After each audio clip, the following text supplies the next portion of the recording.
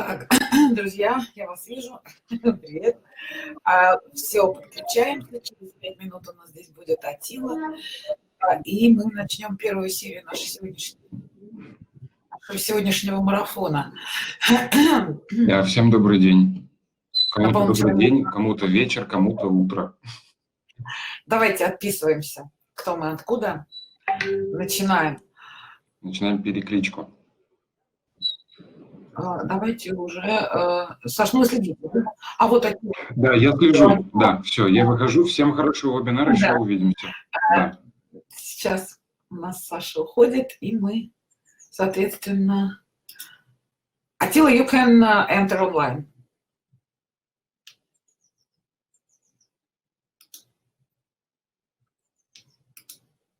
Hello. Hello again. So we can... Okay. Аттила Мартон, журналист, консультант FCI по пиар-вопросам и vice-president ВДП, yeah? World Press Association. И вице-президент Всемирной ассоциации док-прессы. То, что он нам сегодня будет рассказывать, касается не только маркетинга питомника вообще в целом, но и маркетинга и вообще проблем, которые возникают у нас в нынешних условиях, в условиях экономического кризиса и всякого. Так что я думаю, что вопросов будет много, и мы, как обычно, просим вас эти вопросы писать в той вкладке. Лина, спасибо вам большое за то, что... Да, чат для разговоров, чат мы болтаем, и во вкладку «Вопросы» мы пишем то, что мы хотим спросить у Аттилы по окончании презентации. We are in time, so we can start, and I'm saying bye-bye. Bye-bye, Katya. See you in 2 hours, maybe. Yes. Hello, everyone. My name is Аттила Martin. I was introduced before, so I would quickly start my presentation because it will be a bit long. Добрый день, меня зовут Аттила Мартон, меня уже представили, и я готов начать свою презентацию, поскольку она достаточно длинная. First of all, I would like to give some information what the presentation is about and what it is not about. В первую очередь я хочу рассказать о том, о чем в презентации будет идти речь и о чем эта презентация не будет говорить. I don't want to disappoint anyone wasting 2-3 hours listening to someone and you don't get what you expected to have. Я не хочу никого разочаровывать и заставлять проводить 3 часа у экрана в ожидании услышать то, о чем я говорить не буду.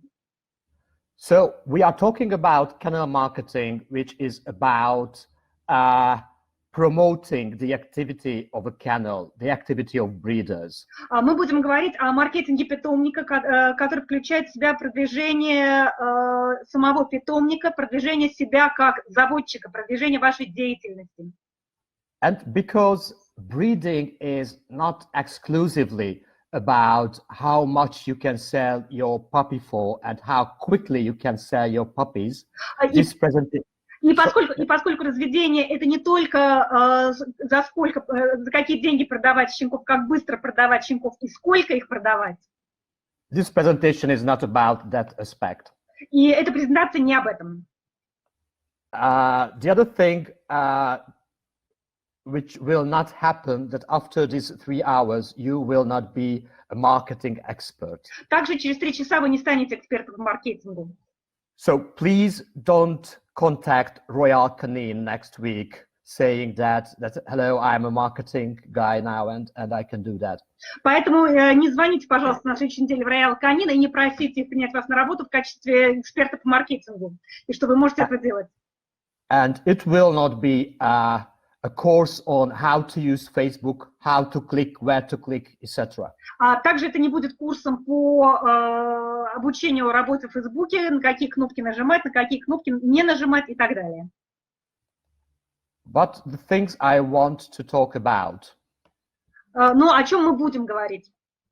I will give you a very simple, hopefully very easy content about what marketing is about. Я расскажу вам о самых простых и самых, я надеюсь, понятных моментах, что значит что в принципе означает маркетинг.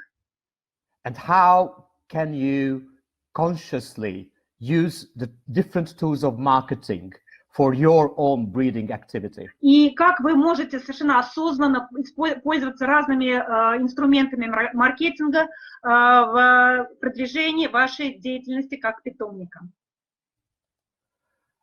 And why is it important to talk about marketing related to breeding? Почему важно говорить о маркетинге касательно разведения?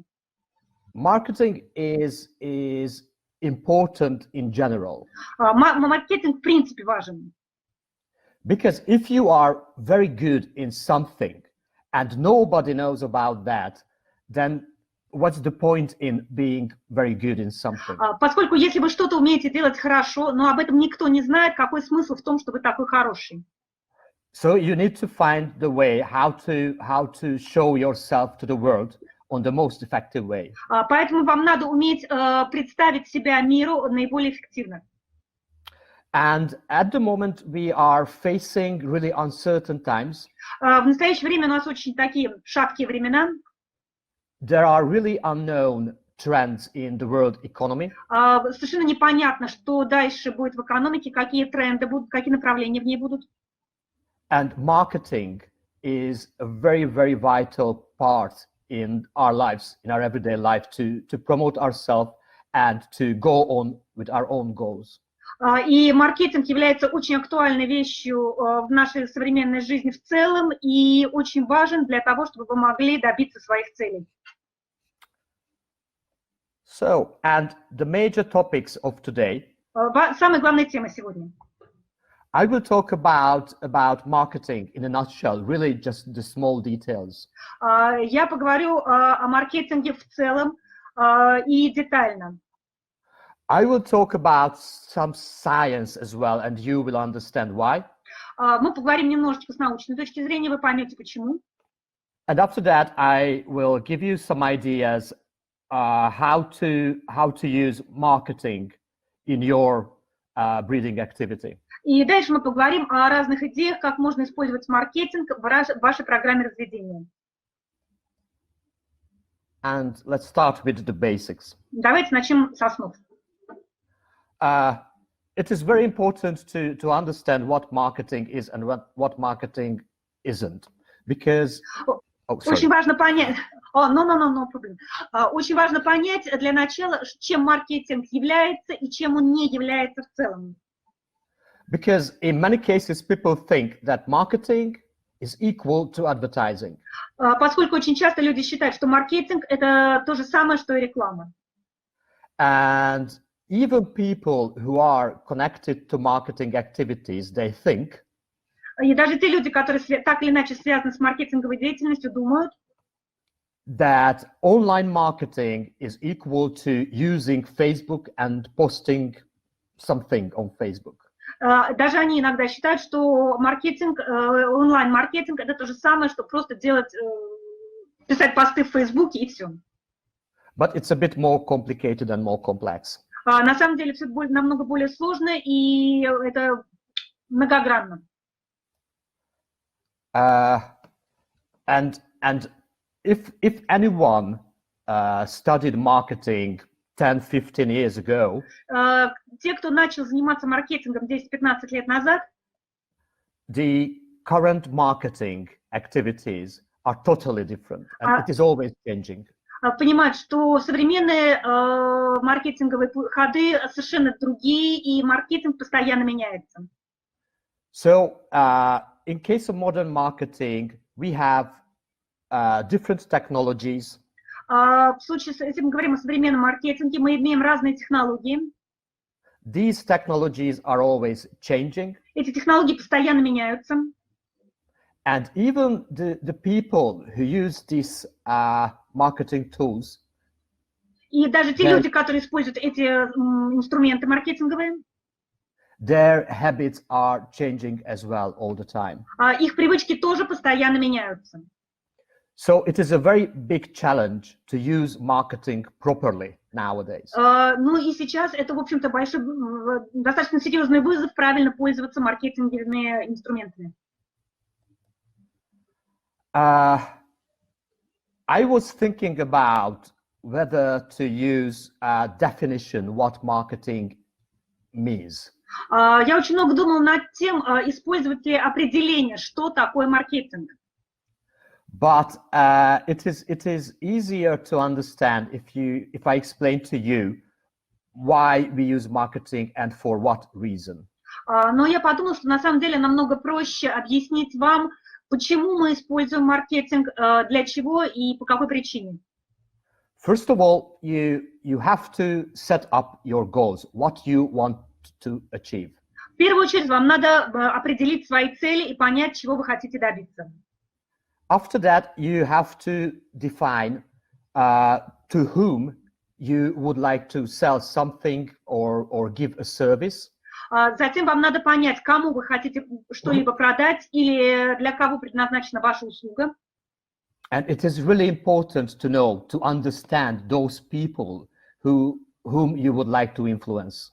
И это действительно очень важно понять тех людей, на которых вы хотите оказать влияние. After that, you prepare an action plan, which means that you try to figure out how to make everything work and possible.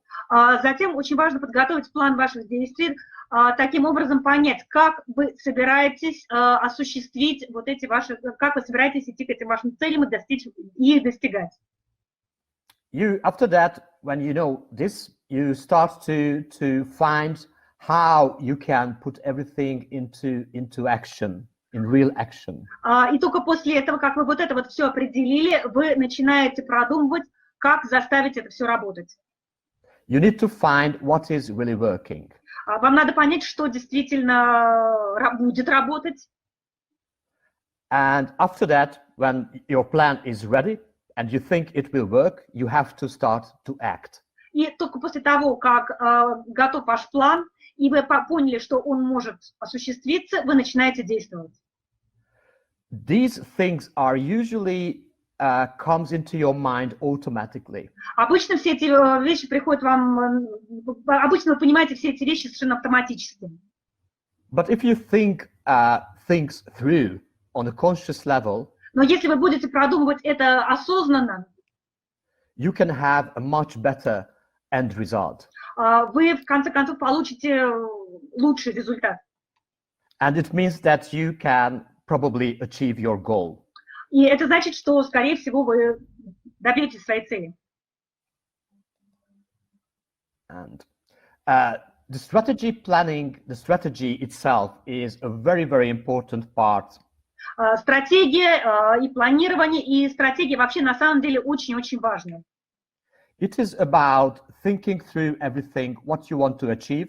С одной стороны, это продумывание всего того, чего вы хотите добиться. This is your goal. Это ваши цели. It sounds maybe a bit weird because we think that we always know what we want. Это может звучать несколько странно, поскольку нам обычно кажется, что мы всегда знаем, чего хотим. But if you ask yourself, what is your exact goal with being a breeder? Но если вы зададите себе вопрос, какая ваша конкретная цель в том, чтобы быть заводчиком? What makes you satisfied? What makes you happy? What makes you successful? Что делает вас удовлетворенным? Что делает вас счастливым? Что делает вас успешным? It is not that simple to answer these questions. На эти вопросы будет не так просто ответить. And it is usually different in case of each of us. И для каждого из нас ответы будут немножечко разными. And it is important to understand yourself, your goals. И очень важно понять самих себя и свои собственные цели. You also need to know yourself. Также важно понять именно свою сущность. It also sounds a bit strange because we all think that we know ourselves well. Это тоже может звучать несколько странно, поскольку мы считаем, что уж себя мы точно знаем. But each of us has their own advantages and disadvantages. Но у каждого из нас есть свои достоинства и свои недостатки. Just an idea. If you, for example, don't speak other languages, it is a disadvantage. Ну, например, если вы, например, не говорите на иностранных языках, это ваш, недостаток, скажем так. And it will give you some limitations in achieving your goals. И это может несколько ограничивать вас в достижении ваших целей. But if you, meanwhile, are very good in biology, но с другой стороны, если вы хорошо разбираетесь в биологии, then it is an advantage for you, and you can use that. Это является вашим достоинством, которое вы можете использовать. So you need to know yourself really well. Вам действительно надо хорошо разбираться в самих себе. You also need to understand the environment you live in. Также вам надо понять, в каком окружении вы живете. And it is a very, very broad term, environment, financial environment, any aspects of environment. Окружение – это вообще очень широкий термин, и я под ним подразумеваю действительно все, что в него входит.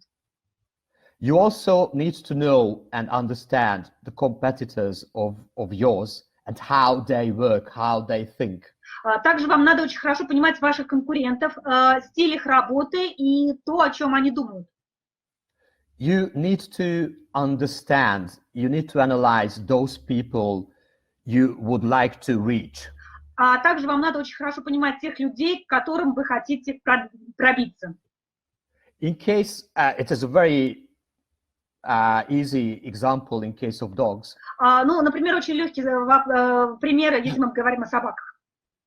In case you want to communicate to an everyday puppy keeper, если вы хотите общаться с обычным владельцем щенка, someone who is a breeder and going to dog shows, или с заводчиком, который ходит на выставки, someone who is involved in utility dog world, the utility dog world, или с тем, кто занимается служебными собаками, then you can find minimum 3 different kind of characters. Вам надо иметь в голове как минимум 3 типа характеристик.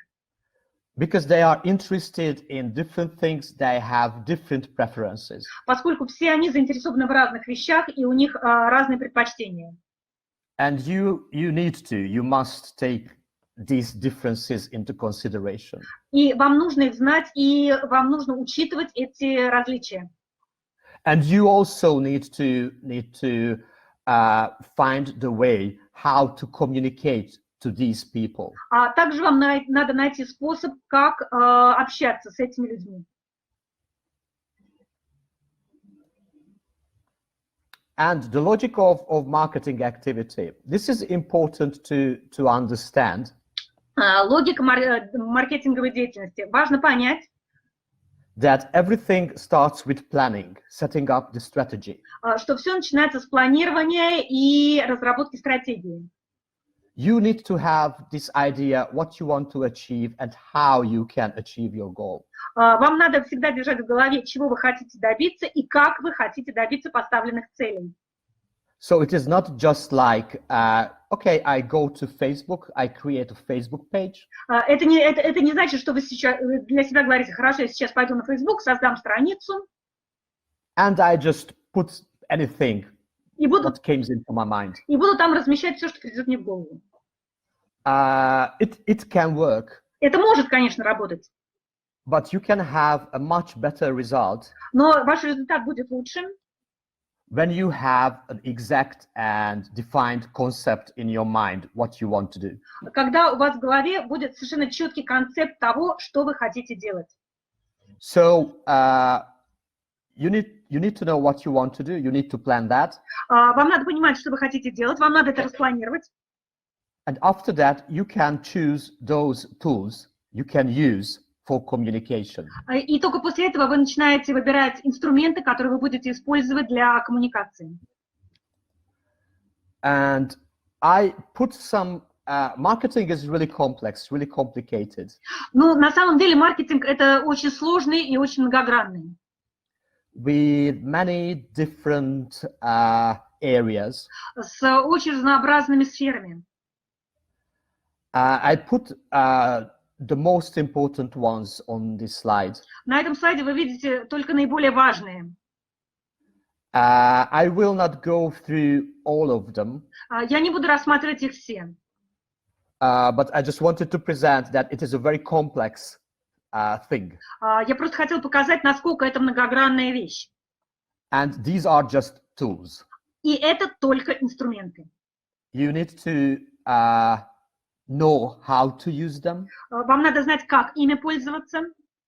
You need to know when to use them. Вам надо знать, когда ими пользоваться.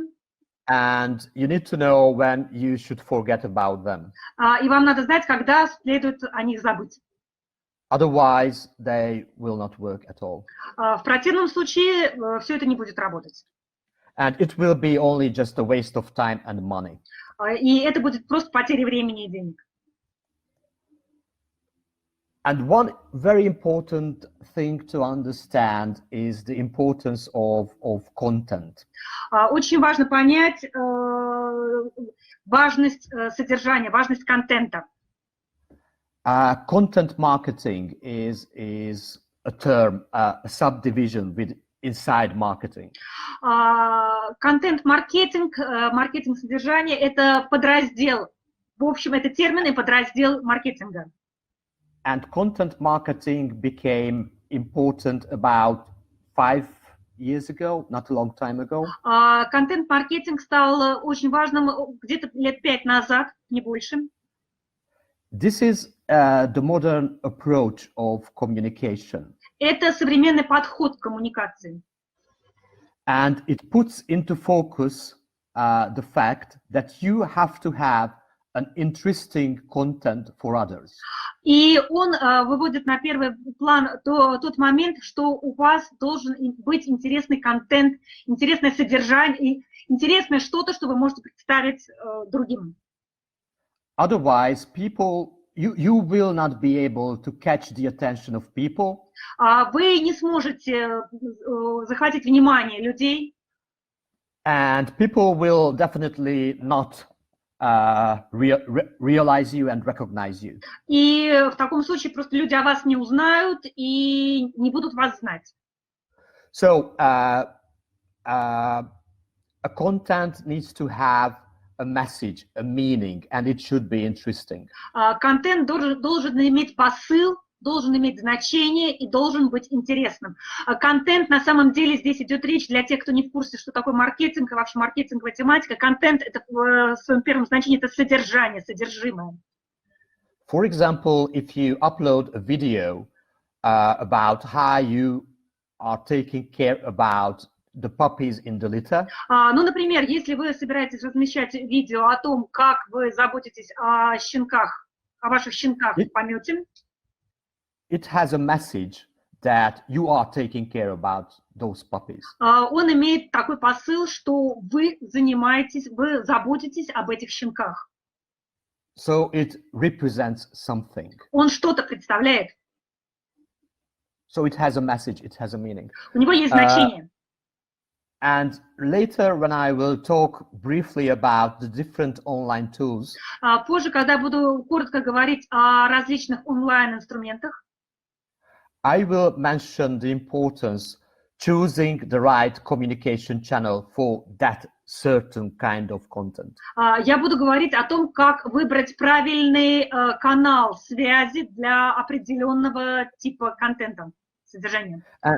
And as I mentioned before, and I will mention this again and again, И как я уже говорил, я буду об этом говорить еще и еще раз, that Facebook itself, because Facebook is the most significant online platform at the moment, что Facebook сам по себе, поскольку Facebook сейчас является наиболее важной и распространенной платформой, it is just a tool. это просто инструмент. you still need to have a concept, you still need to have a strategy, how to promote yourself. У вас, тем не менее, должна быть концепция и стратегия, как вы будете себя продвигать. And I collected some errors, some problems which can reduce the effectiveness of your marketing activity. Я собрал несколько ошибок, которые могут привести к ухудшению, сокращению вашей маркетинговой деятельности. So if you don't have a clear concept, if you don't know what you want to achieve, Если у вас нет конкретного концепта, если вы не знаете точно, чего вы хотите добиться, if in your communication you don't have good quality content, если в вашей связи у вас нету хорошего и качественного содержимого, контента, your communication will not be effective. Ваша коммуникация не будет эффективной. And there should be, if you are using more channels, если вы используете больше каналов, like, for example, Facebook and Instagram, ну, например, Facebook и Instagram, there should be a harmony between the contents on Facebook and Instagram. Содержимое вашего Facebook канала и Instagram канала должны соответствовать друг другу, должны быть гармоничны. Just a simple example of this, what I mean. Ну, например, простой пример, что я имею в виду. If on my Facebook profile, если весь мой профиль на Фейсбуке, I publish posts and videos showing my professional life. Если я на своей Facebook-страничке показываю видео и изображение моей профессиональной жизни, people can see where I have a presentation, what publications I wrote. Люди видят, какие я делал презентации, какие у меня есть публикации. I can show them what a serious and what a professional person I am. И я демонстрирую, какой я серьезный профессиональный человек. And meanwhile, on my Instagram account, но в то же время на своем аккаунте в Инстаграме, every second day I upload pictures. Через день я загружаю изображения.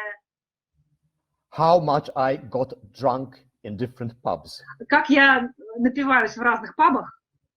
So, or not every second day, but once a weekend. Ну, хорошо, не каждый, но там не через день, но раз в неделю.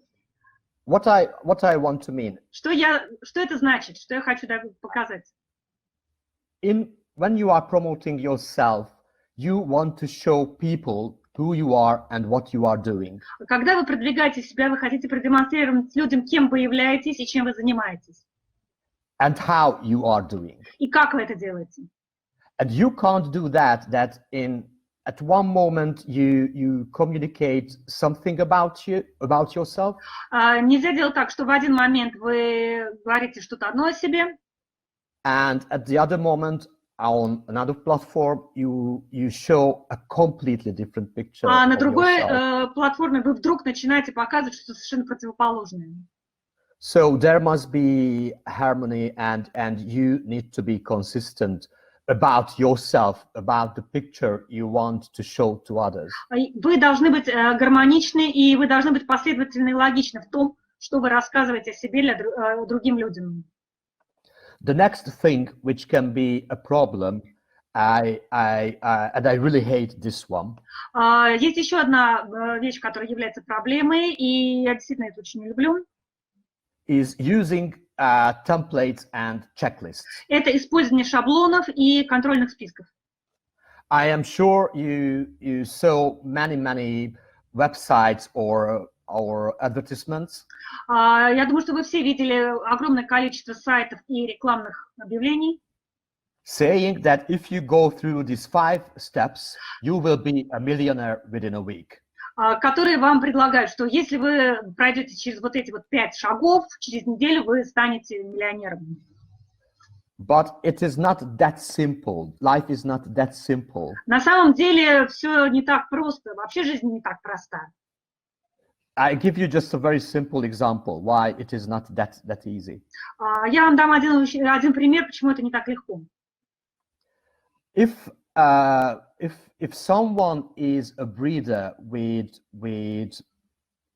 20 years experience. Ну, если кто-то является заводчиком в течение 20 лет, 20-летним опытом, with results, with visible results.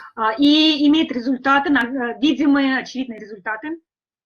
And if there is someone who came into the world of breeders 5 years ago, и есть кто-то, кто пришел в разведение 5 лет назад, these two people need to communicate and need to build up their marketing activity completely differently. Эти люди должны общаться, и их подход к маркетингу разведения совершенно разный. So there is nothing like I don't need to do anything and immediately I will be successful. Это совершенно не значит, что я сейчас ничего не буду делать и тут же стану успешным. If I go on this list, the next one is outsourcing on the wrong way. Если пройти дальше по этому списку, то это неправильное привлечение сторонних ресурсов. What I mean with that, I mean when you start to work with a designer or a web page developer. Что я имею в виду под этим? Это имеется в виду работа с веб-дизайнерами и разработчиками страниц. Or you ask someone, you pay for someone to run your Facebook page or Instagram account. Или вы оплачиваете кому-то работу над вашим сайтом или над вашим аккаунтом в Инстаграме. Because online marketing is really trending, still trending. There are a lot of people who ask for money for things they don't really understand and don't know how to use it. На самом деле онлайн-маркетинг – это, в общем-то, современная вещь, она в тренде, и очень многие люди платят за то, чтобы развивать их онлайн-деятельность, поскольку они просто не знают, как она работает. Another problem can be when you don't know the environment, the sector you are working in, you want to operate in. Еще одна проблема, когда вы не знаете окружение и не знаете тот сектор, с которым вам приходится работать. As I told you before, the environment, knowing the environment you are acting in, it is very important to understand. Как я уже говорил, очень важно понимать, в каком окружении вы работаете. Это имеет большое значение. As I mentioned, technology is always changing, so you need to keep up with that for sure. Как я уже говорил, технологии постоянно меняются, и вам надо постоянно быть в курсе этих изменений. And I also mentioned that technology is not the only thing. You need to plan. You need to know what you want to do. И, как я уже говорил, технологии – это не все. Вам все время надо иметь план и все время знать, что вы хотите сделать. And there can be problems with communications. Также могут быть проблемы коммуникации. We all know that what sort of ugly fights can happen on Facebook. Мы все прекрасно знаем, какие ужасающие войны бывают на Фейсбуке. And it can completely ruin the reputation of someone. Которые могут абсолютно разрушить, уничтожить репутацию. Not just when someone attacks you. Не только когда кто-то на вас нападает. But also when you react for such an attack. So it is a very, very complex and complicated. Но и то, как вы реагируете на эти нападения, это все очень сложный и комплексный мир. Okay, that's what I wanted to talk about in marketing in general, just to have an average picture about it. Это то, что я хотела сказать о маркетинге в целом, чтобы вы имели вообще общее представление об этом. And now let's talk about some science, and it is mostly psychology. Теперь давайте поговорим с научной точки зрения. Это будет в основном психология. Why to talk about psychology? Почему нам надо говорить о психологии? The main reason we use marketing is главная причина, почему мы вообще пользуемся маркетингом, that we want to influence people. Эта причина является в том, что мы хотим воздействовать на людей. We don't say to manipulate people because it's not manipulation. Мы не хотим им манипулировать, потому что вопрос не в манипуляции. But we would like to make a positive impression on them. Но мы хотим произвести на них хорошее впечатление. We want to convince them to trust in us.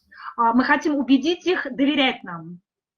And for that reason, it is very, very important to understand И именно по этой причине очень-очень важно понимать, how others see us, как другие воспринимают нас, what they think about us, что они думают о нас, and why that way. и почему именно так. How can we change their judgments on us? Как мы можем изменить их суждения? How do people make their decision? Как люди принимают решения? And as I told you, how can we influence others? И таким образом, как мы можем повлиять на этих людей? And this is a very, very complex topic within human psychology. И это совершенно общий взгляд на человеческую психологию. But I would like to give you some information which is the most important one. И я дам вам некоторые ключи, которые наиболее важные. And now I would like to invite you for a short game. Сейчас хочу вас пригласить немножечко поиграть. And please use the chat window for that. You can see 4 people on the picture. Для этого вы можете использовать окошко вашего чата. На картинке вы видите 4 людей. I will tell you information about these people. Я вам предоставлю информацию об этих людях. And please write down the letter of the person. Вам надо написать букву, соответствующую этому человеку. You think I'm talking about. Как вы думаете, о ком идет речь? So, what do you think? Как вы думаете, Which person какой человек does not have a college degree? не имеет диплома колледжа? D, B, D, D, B, D, B, C, A, C, A, B, B, B. Do you see the chat? Yes, I see the chat. Okay. Perfect. I have another question. The next question. Следующий вопрос. Who is working in the healthcare industry? Кто работает в здравоохранении? So, a doctor or a nurse? Which one? Врач или медсестра?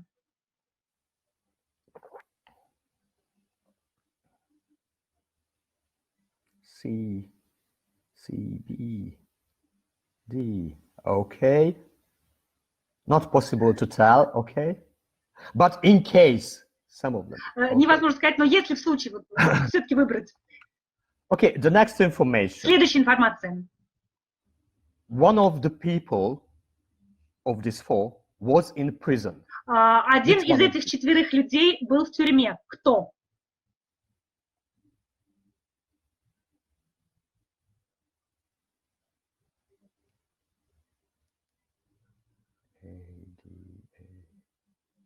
Okay, and absolutely makes the thing. Actually, it would be so good. We did this game before here in Hungary. Ну, очень хорошо, что мы сыграли в эту игру перед тем, как вы съедете в Венгрию, например. It was really, really interesting and funny to see the results in person. Очень интересно видеть результаты лично. So I will go on with the next question. The last one was who was in prison. Так, вернемся к вопросу. Последний вопрос был, кто был в тюрьме? And another information about this person who was in prison, that it was a female. Следующая информация о том же человеке, который был в тюрьме, это женщина. Which one was in prison? Кто был в тюрьме? B.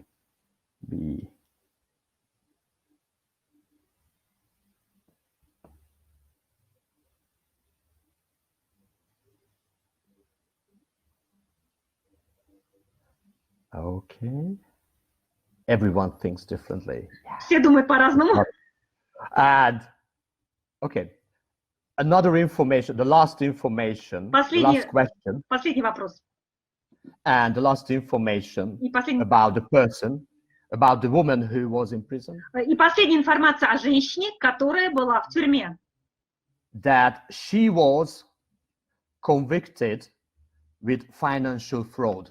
Она была осуждена за финансовые махинации. So who was that? Кто это? See, yeah.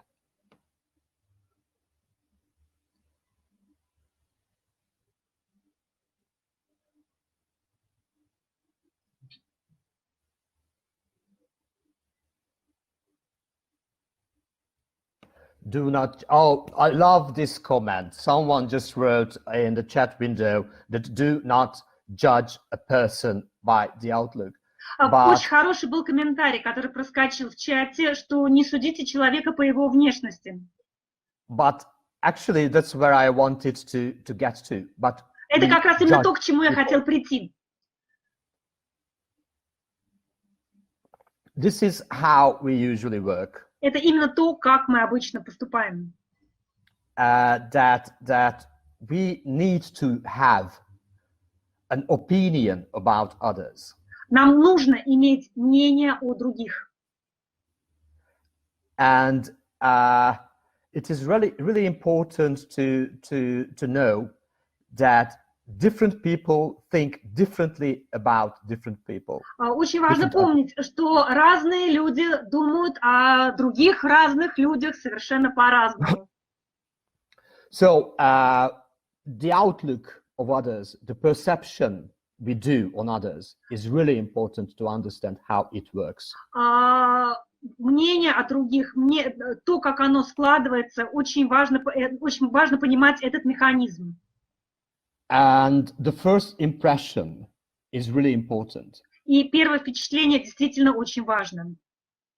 And the bad news is плохо то, that the other one who sees you first, другой человек, который впервые вас видит, he or she will judge you based on her past experiences. И он будет составлять свое первое мнение о вас на основании своего предыдущего опыта. So it means that, for example, in my case, ну, например, в моем случае, in case at kindergarten, when I was a young child, например, в детском саду, когда я был маленьким ребенком, there was a nanny I hated. Там была нянечка, которую я ненавидел. And in the future, I meet someone who is really similar to this nanny from my past. И спустя много лет я встретил кого-то, кто действительно очень был на нее похож. Then I will have negative feelings toward this person just because of the outlook or the way she talks or whatever. И, естественно, у меня сложится отрицательное мнение об этом человеке только на основании того, что он так выглядит, или у него такая же манера говорить. So seeing is a very important sense of us. Зрение – это очень важное наше чувство. And we judge a lot of things by how we see them. И мы судим о многих вещах потому, как мы их видим. Based on our previous experiences. На основе нашего предыдущего опыта. And after that, we gain further experiences, further information, of course. Естественно, потом мы получаем последующий опыт, другую информацию. And it is the theory. This is the model of perception. Это теория, это модель восприятия. And it is always a good question. И всегда хороший вопрос. If I make a negative first expression for others. Если я всегда произвожу плохое впечатление на других. For example, I don't know if you can see it, I have big ears. Например, ну, у меня большие уши, да? So if you have a traumatic experience with someone with such big ears, если у вас был какой-то негативный опыт с кем-то, у кого большие уши, and we meet, and you have negative first emotion towards me, и мы встречаемся, и у вас первая эмоция отрицательная по отношению ко мне, it is a good question if I can change your mind to think more positively about me. Очень хороший вопрос. Могу ли я сделать что-то, чтобы изменить в положительную сторону ваше мнение обо мне? And the opposite is true. Обратное тоже верно. If I make a very good entry, if I make a very positive first appearance in your life. Если я произвел совершенно потрясающее первое впечатление, на вас первое впечатление. What do I have to do Что мне нужно to сделать, destroy it? чтобы его разрушить? So it is a very complex thing. It is always changing what we think about others, and it is the same, the opposite way. Это очень сложная и очень многогранная вещь, что мы думаем о окружающих, и то же самое в обратную сторону. And because in marketing we are talking about having influence on others and to convince people that we can be trusted. Поскольку в маркетинге мы говорим о том, что как мы можем воздействовать на окружающих и убедить их в том, что нам стоит доверять. It is really important to understand that building up Очень важно понимать, что разработка, построение, a positive image что создание положительного впечатления or a positive image or a good reputation, it is always a process. It takes time. Что создание положительного впечатления или хорошего образа и репутации – это всегда процесс и всегда занимает определенное время.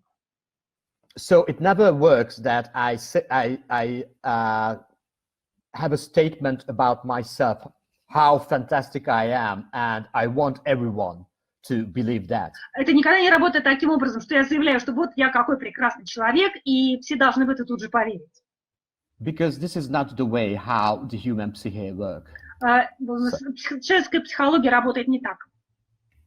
And in many cases, I wouldn't say it's sad. It is normal that you can't 100% influence others what to think about you. И говорят, что это невозможно. Ну, на самом деле это даже не говорят, это так и есть, что вы никогда не можете на 100% обеспечить то, что другие думают о вас. How to say it? In case someone dislikes me or hates me without any reason. В случае, что кто-то, допустим, меня ненавидит или терпеть не может по каким-то причинам. I mean, I didn't cause that person any harm. Я совершенно не причиняла никакого вреда этому человеку. He or she just finds something irritating in me. Он просто находит во мне что-то раздражающее его.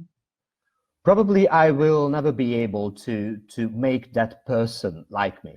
Возможно, я никогда не смогу сделать так, что этот человек будет, что я понравлюсь ему. And it is natural, it is normal. Это совершенно нормально, естественно. I had discussions with many, I wouldn't say many people, but it's a problem for some people. Для некоторых людей это является проблемой. That they have conflicts, that others can't accept them. Что у них случаются конфликты, и другие их не воспринимают. And I always say that okay, you can't be good for everyone, and you can't be accepted by everyone. В таких случаях я всегда говорю, вы не можете быть хорошим для всех, и совершенно не обязательно, что все будут вас воспринимать. So if you can't change it, если вы не можете это изменить, don't make yourself over frustrated that there are people who don't like you. Не расстраивайтесь очень сильно из-за того, что это люди, которые вас просто не любят. I exactly know that there are, I wouldn't say a lot of people, there are people outside everywhere who dislikes me or don't really like me. Я прекрасно знаю, что существуют в окружении люди, которые меня не любят, которым я не нравлюсь. But I have my own life, and it is impossible to meet the requirements of everyone. Но у меня есть своя жизнь, и совершенно не обязательно, что я буду удовлетворять желаниям всех людей. So it is impossible to meet the expectations of everyone. Совершенно невозможно устраивать всех. The other thing which is good to know about the aspect of psychology is about success, because everyone would like to be successful. Еще один момент, который важно знать с точки зрения психологии, это успех. Любой хочет быть успешным. And this is the topic of success is also, I would say, a big topic. То есть вопрос успеха – это очень широкая тема. But some ideas. Но некоторые идеи, некоторые моменты.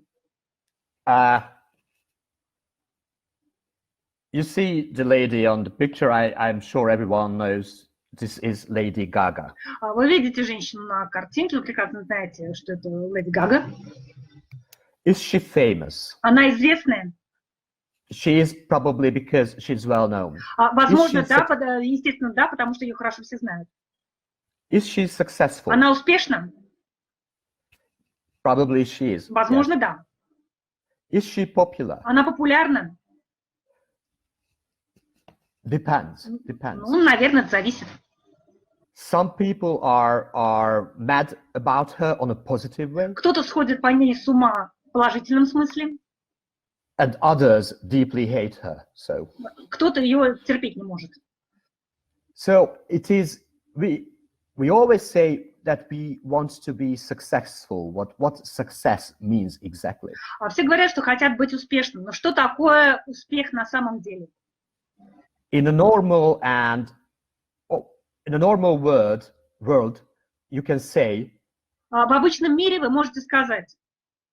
That from my personal aspect, success is when I achieve my goals. Что с моей личной точки зрения успех – это достижение моих целей.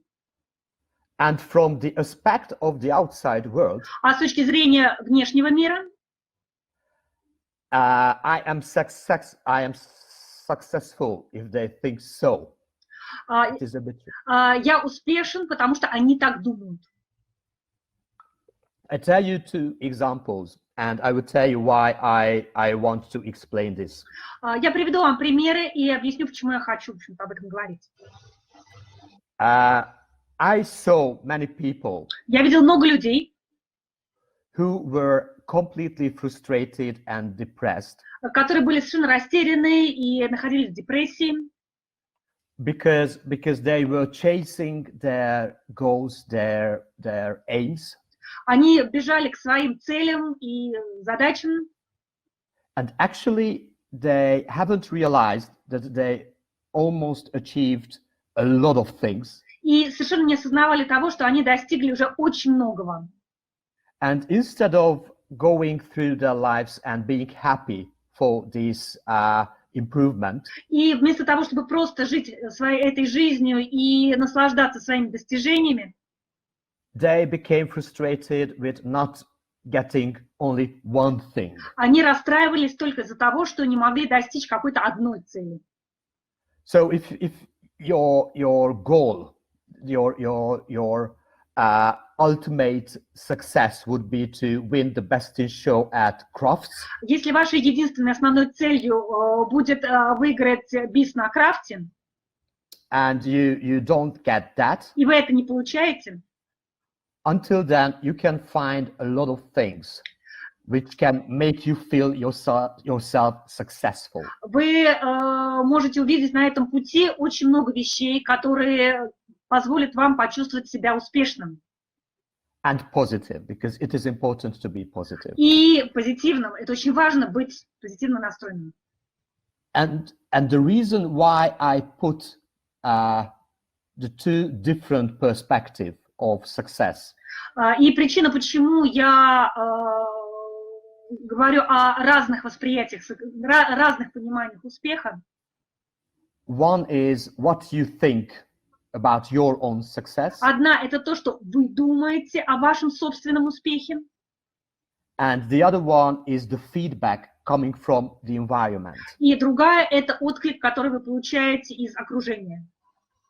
It is very important to consciously understand this. Очень важно осознавать это и понимать.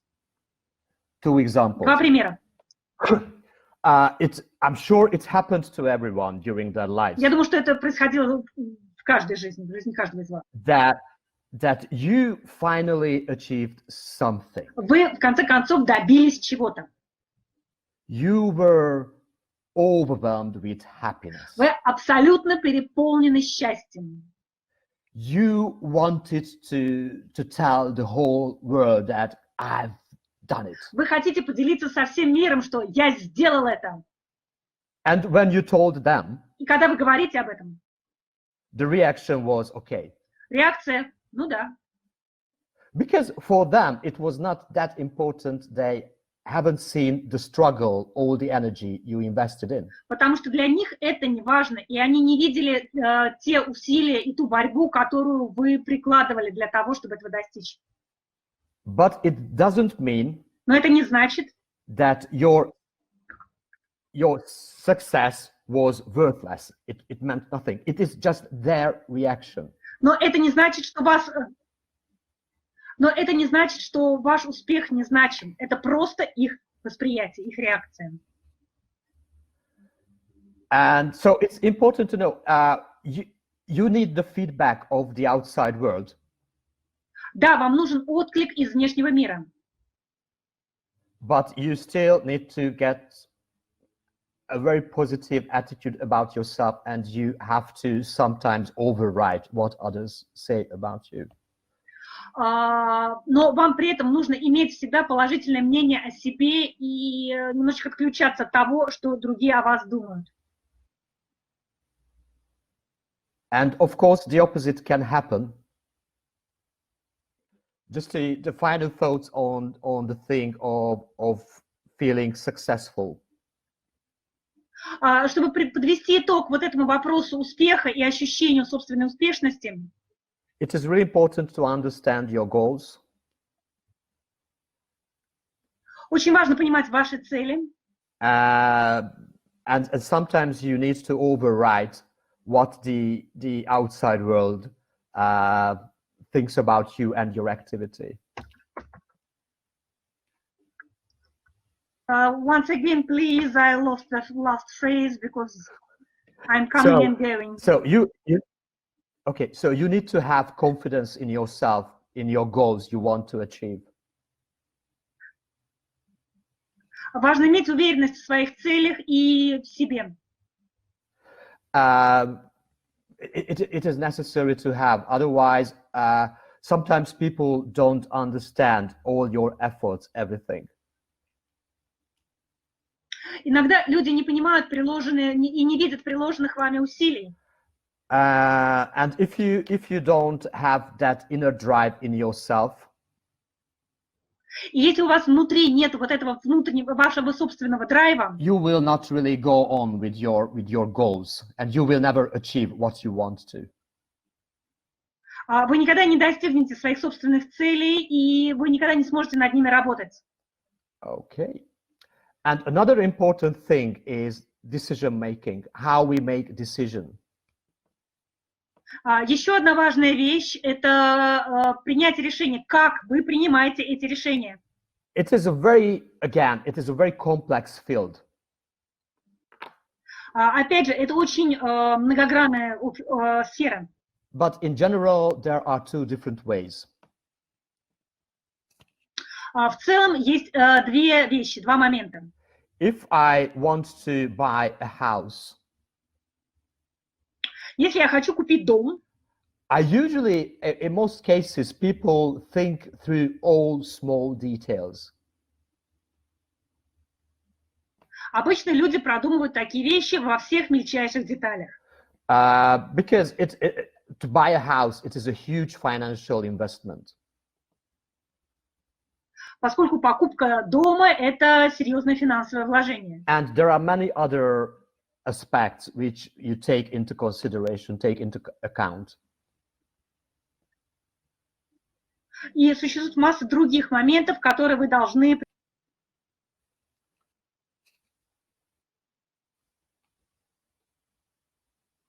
For example, is there enough rooms for the family? Is it well located? Ну, например, его расположение. So it is not a decision that you make in 20 seconds or 2 minutes. Это не то решение, которое вы принимаете спонтанно, там, в течение 20 минут. You collect all the information. Вы собираете разную информацию.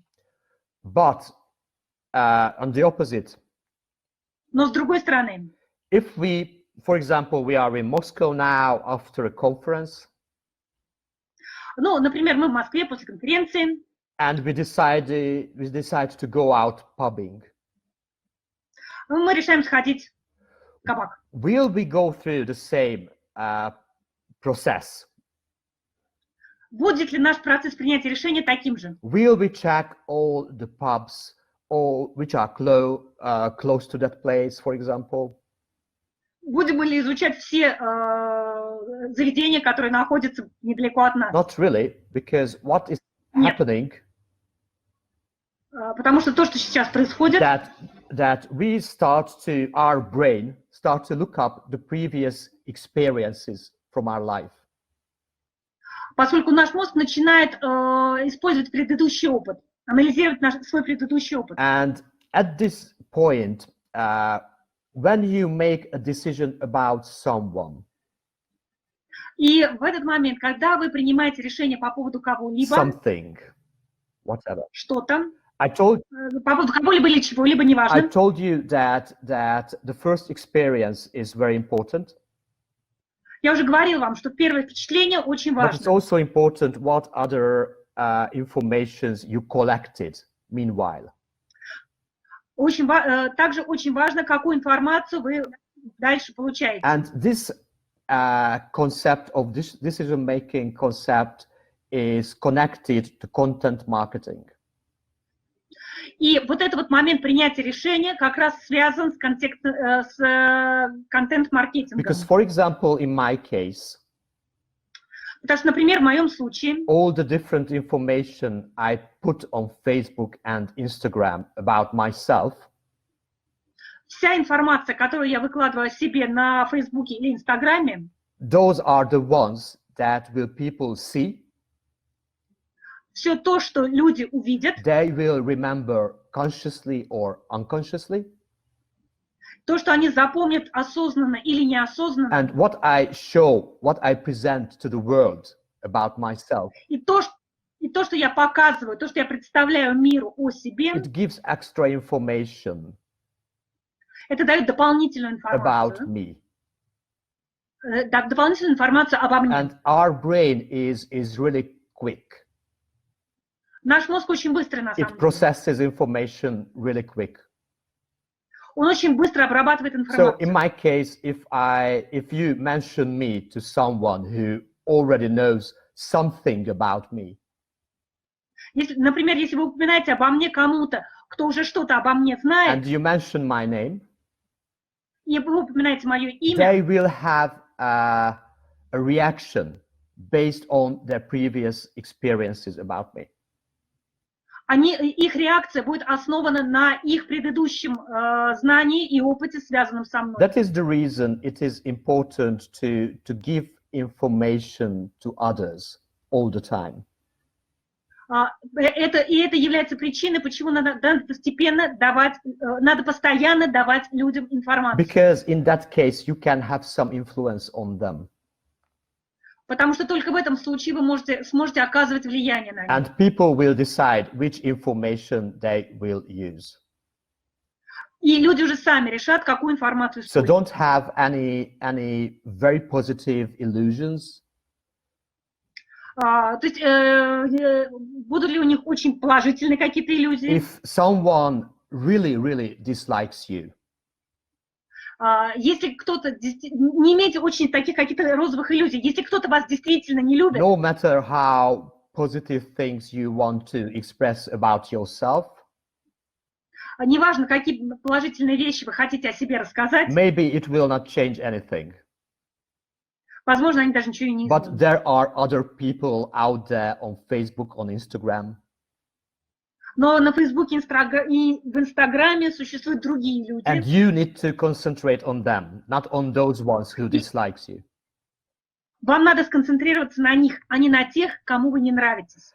And now we play another game at the next slide.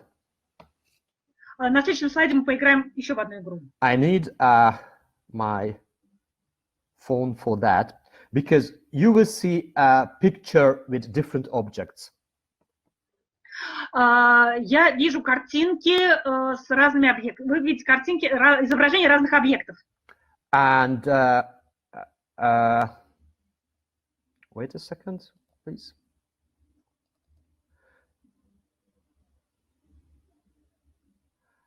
And you will have 20 seconds.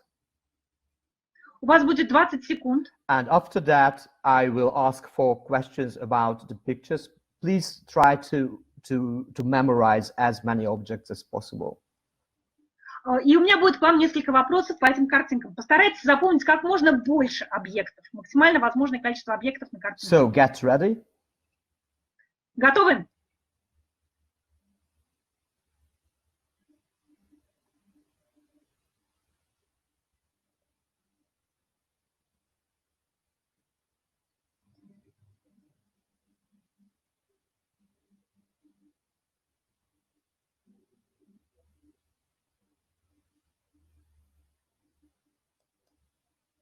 Okay, that was it. Все, достаточно. Now the questions. А теперь вопросы. How many objects were on the picture? Сколько предметов было на картинке?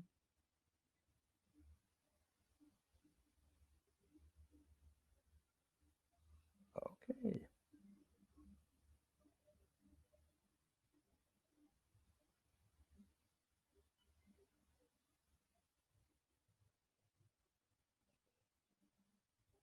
There are good answers. There are good answers. Хорошие ответы. The next one, the next question. Следующий вопрос. What was the time on the watch? Сколько времени было на часах?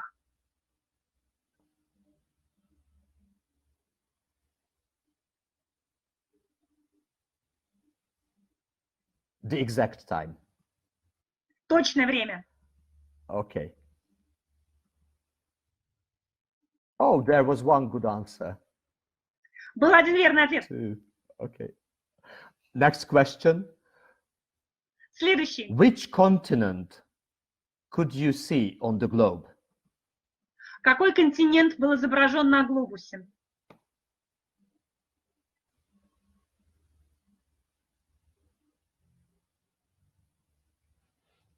Many good answers.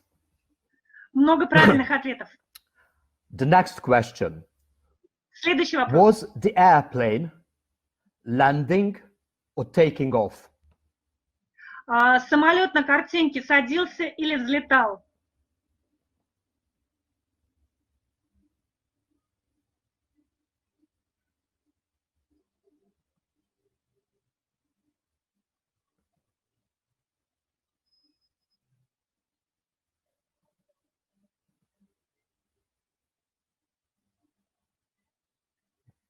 Ребят, пишите латиницей, он не прочитает кириллицей вас. And okay, the other one. Следующий вопрос. I skipped one question because Я пропустила один the вопрос. last question. Was there any forks on the picture? И последний вопрос. На картинке, среди картинок были вилки?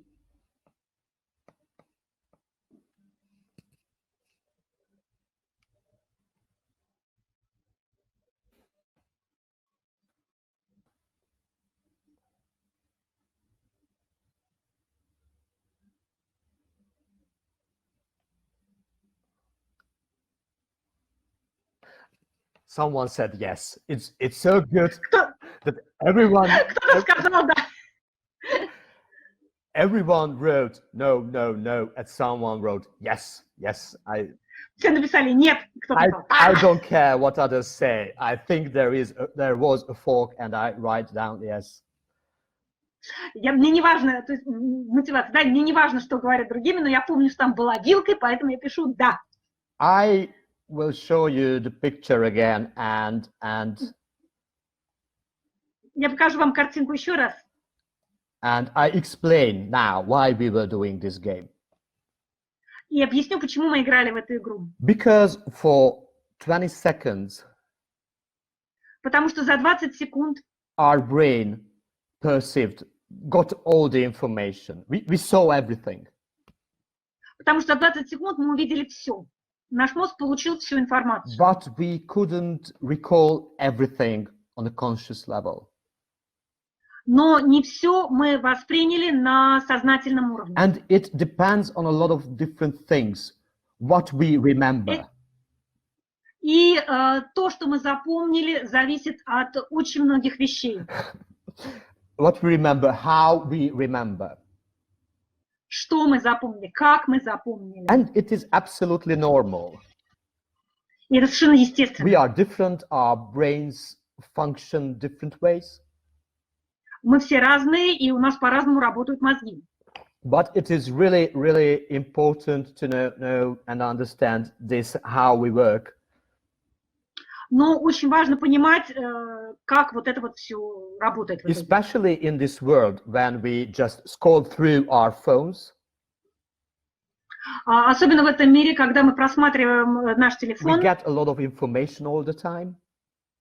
У нас все время идет большой поток информации. We usually say that the internet is really noisy.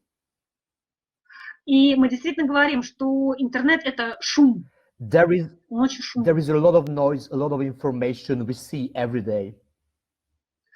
Каждый день у нас вокруг нас масса шума, мы получаем огромный поток информации. And it is really, really a challenge to get the attention of people and to be remembered. И это действительно очень серьезный вызов — привлечь внимание людей и сделать так, чтобы тебя запомнили. To do something that people will not forget immediately.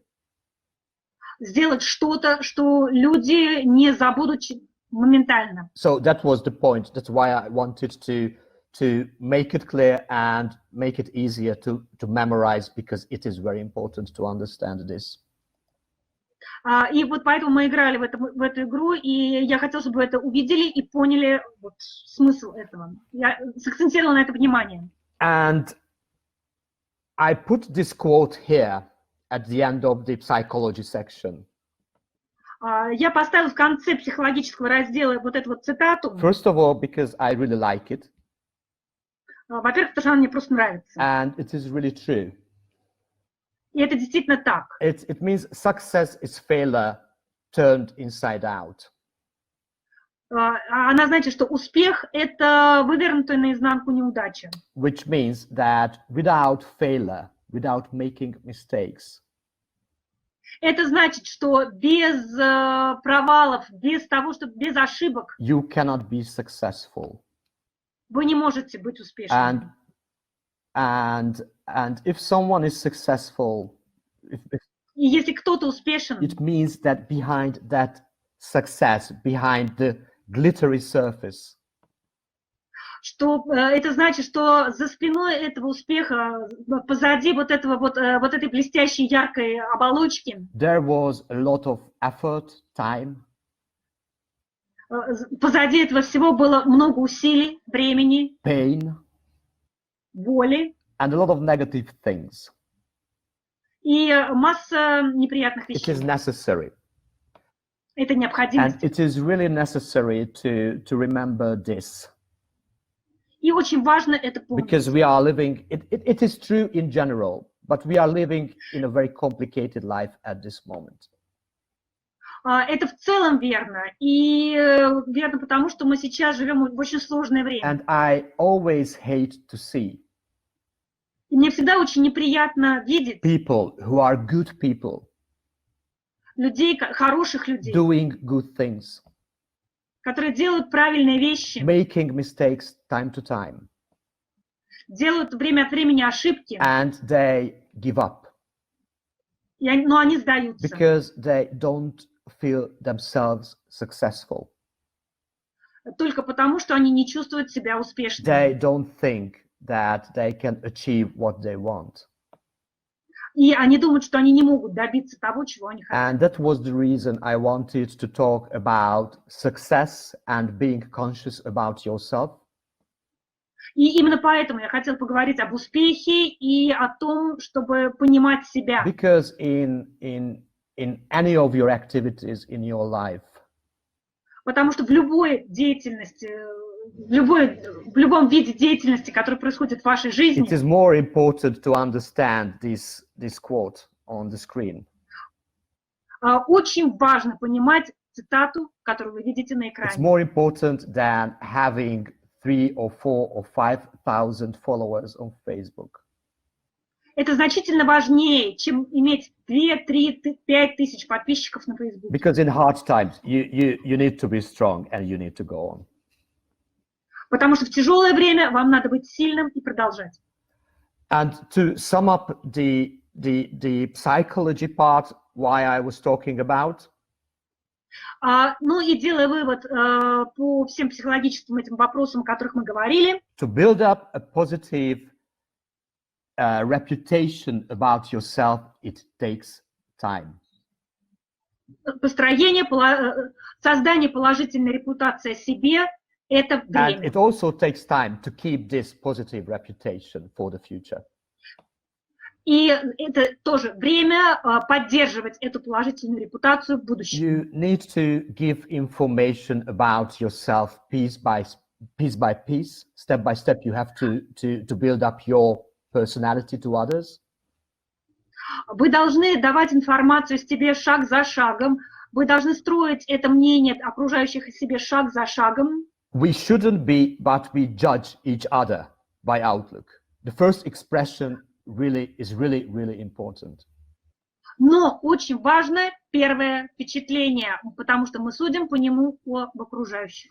And it is also important, I will talk about it a bit later, I will mention it a bit later, Но также очень важно, и об этом мы будем говорить чуть позже, that human face is important. что очень важно человеческое лицо. We want others to trust in us. Мы хотим, чтобы другие нам доверяли. So that's why a face is always important to be seen. Поэтому очень важно видеть лицо. Someone also mentioned before when we were doing the quiz with the faces. Кто-то отметил, когда у нас была игра с лицами, с фотографиями людей, That you cannot really decide which person is which person without talking to them. что нельзя судить о человеке, кто кем является, не поговорив с ним. We should read a lot of information about the face of the other. Нам надо прочитать массу информации о том лице, которое мы видим. But it is true that Но это так. you cannot make anyone trust you without showing your face. Но, с другой стороны, это абсолютно верно, что вы не можете заставить кого-то доверять вам, не показывая своего лица. And it is important to be personal, you are not a robot. И очень важно иметь что-то личное, вы не робот. Even if you are promoting yourself,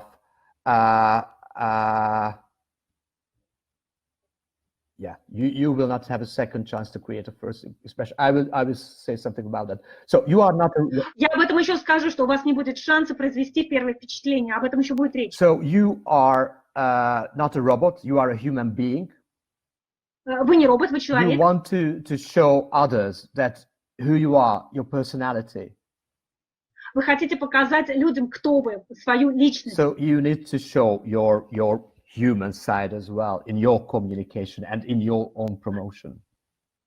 И поэтому в продвижении себя и в своем общении вам надо показывать свою личную сторону, человеческую сторону. And it's more and more complicated because there are a lot of information around us all the time. И это становится все более и более сложно, поскольку вокруг нас постоянно все больше и больше появляется разной информации. And it is really true that you will not have a second chance to create a first impression. И это совершенно верно, у вас не будет второго шанса произвести первое впечатление. But you can build on that. Но вы можете над этим работать. You can improve. Вы можете улучшить. Or you can completely destroy your first impression. Но, с другой стороны, вы можете абсолютно разрушить свое первое впечатление. But if you make a very bad, very negative first impression, но если первое впечатление, если вы произвели первое очень негативное, очень плохое впечатление, in many cases you will not have the chance to во многих случаях у вас не будет шанса to restore or fix it. Восстановить его или закрепить. So first impression is really important. Первое впечатление действительно очень и очень важно. And if you don't mind, we would have a 10 minutes break now, because I would need to have a cigarette, and I think my fellow translator would like to have a quick recovery in the brain as well. So in 10 minutes we will go on, if you don't mind. We don't mind, and we have the presentation from Royal Canin, so we can launch it now, Sash. So I turn off my camera and I will be back in 10 minutes. Yes, 10 minutes, but no, not more, no, please. I will be quick. I will be quick. Because, you know, Adrian is after you, and he is also... Настя, я так и сделала. Ты в сети, тут и не убегай. У нас сейчас небольшая, как раз мы воспользуемся этим перерывом. У нас небольшая рекламная пауза. Саш, я тогда... Да, хорошо, Настечка, все, не волнуйся. 10 минут, 10 минут. Саш, включайте тогда свою презентацию, я пошла отсюда. Сейчас я Настю уберу из эфира. Ага. Саша, выходите.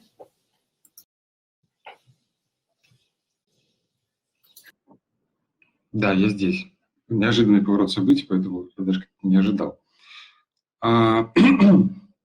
Что я хотел здесь сказать? Что, у нас тут все неожиданно в этой жизни. Да, я увидел, что кофе, поэтому я как раз зарядился. Да. На самом деле, Екатерина Григорьевна, хотел от себя лично, от лица компании Royal Canin, поблагодарить вас за реализацию этого проекта. Все очень здорово, да. На самом деле, я залип даже в какой-то момент на презентацию и на доклад Аттилы, поэтому я вписываюсь в ряды его фанатов. Прям признаюсь перед всей аудиторией.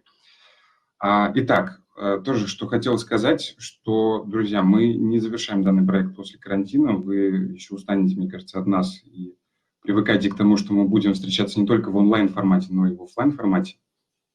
Лекция действительно просто огонь. Анастасия, от меня прям отдельное спасибо, респект. Это очень-очень здорово, то, что вы делаете. Итак, друзья, когда мы выйдем с карантина, вы начнете видеть вот такой логотип. Я хотел сегодня немного рассказать, что это такое. Что такое проактив. Вы прекрасно знаете, что мы в Royal Canin занимаемся не только производством высококачественных продуктов, мы уже вышли далеко за рамки производства этих продуктов и поддерживаем своих клиентов, партнеров, тех профессионалов, которые работают с животными, повышая таким образом уровень здоровья и благополучия животных и продвигая принципы. У кого-то только пошел звук. Я поздравляю, что у кого-то, да, просто пошел звук. Продвигая принципы ответственного разведения и содержания животных. Мы хотим делиться своим опытом, своими знаниями, которые поддержат ваш рост и приведут вас к успеху. Мы хотим, чтобы принципы надлежащей практики стали приоритетом для каждого заводчика. И мы хотим убедить ваших клиентов, будущих покупателей щенков в том, что ваша работа соответствует самым высоким стандартам и требованиям. И с этой целью, да, картинка стоит, и с этой целью мы разработали и продвигаем новый подход в отношении заводчиков и к животным, который основан на гуманистических ценностях и строгих этических принципах. Это как раз и есть проактив. Что такое проактив? Это комплекс программ и сервисов. Если кто-то является нашим клиентом, то вы, скорее всего, знаете, какие сервисы у нас есть, поэтому присоединяйтесь. Так, следующий слайд, где я скажу, что такое быть проактивным. Это значит принимать участие в образовательных мероприятиях, приобретать знания, новые знания. Но это не все. Это значит, еще нужно делиться своей профессиональной экспертизой, своим опытом. Также это выстраивание прочных взаимоотношений с владельцами животных. Это доступ к эксклюзивному ассортименту кормов, который учитывает особенности племенных животных. Проактивность предполагает серьезную длительную увлеченность своим делом. Почему Royal Canin не слышно? Лина, почему не слышно? Мы приглашаем, на самом деле, стать, те, кто не является нашим партнером, мы приглашаем стать нашими партнерами, получить доступ к не только портфелю этих эксклюзивных продуктов, но и к нашим сервисам, к нашим программам, к нашей литературе, потому что в будущем, в ближайшем будущем у нас будет обновление библиотеки научной, и мы в кулуарах с Екатериной Григорьевной разговаривали, чем мы будем заниматься еще дополнительно вне рамок этого проекта. Поэтому это будет дополнительный доступ к интерактивным модулям, это будет доступ к профессиональной литературе, которая есть у нас и которая будет появляться дальше. А почему меня не слышно? Все меня не слышат или слышат? Я слышу. Прекрасно. Екатерина Григорьевна, мне этого достаточно. Спасибо огромное. Мне этого достаточно. Спасибо. Да, поэтому, друзья, присоединяйтесь. У нас вы всегда можете зайти на сайт, зайти во вкладку «Заводчик» и увидеть о всех преимуществах сотрудничества с нами.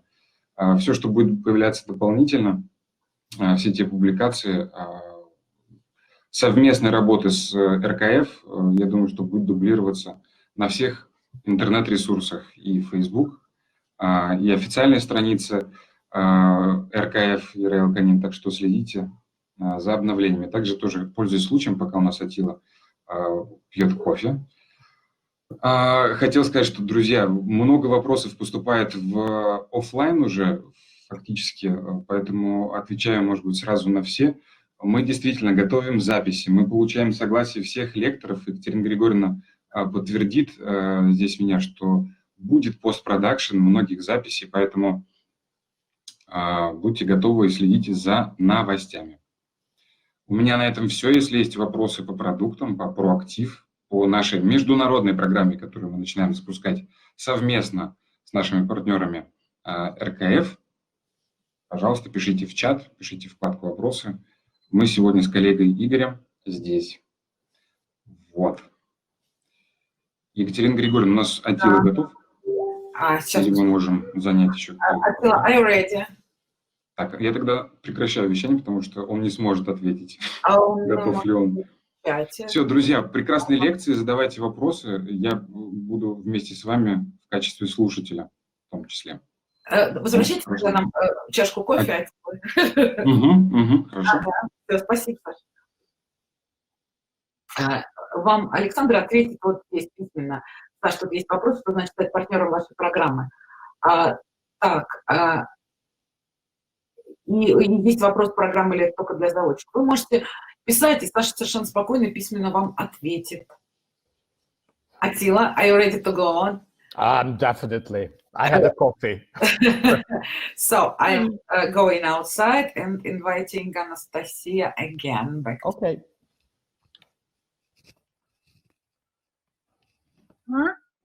Hello, welcome back.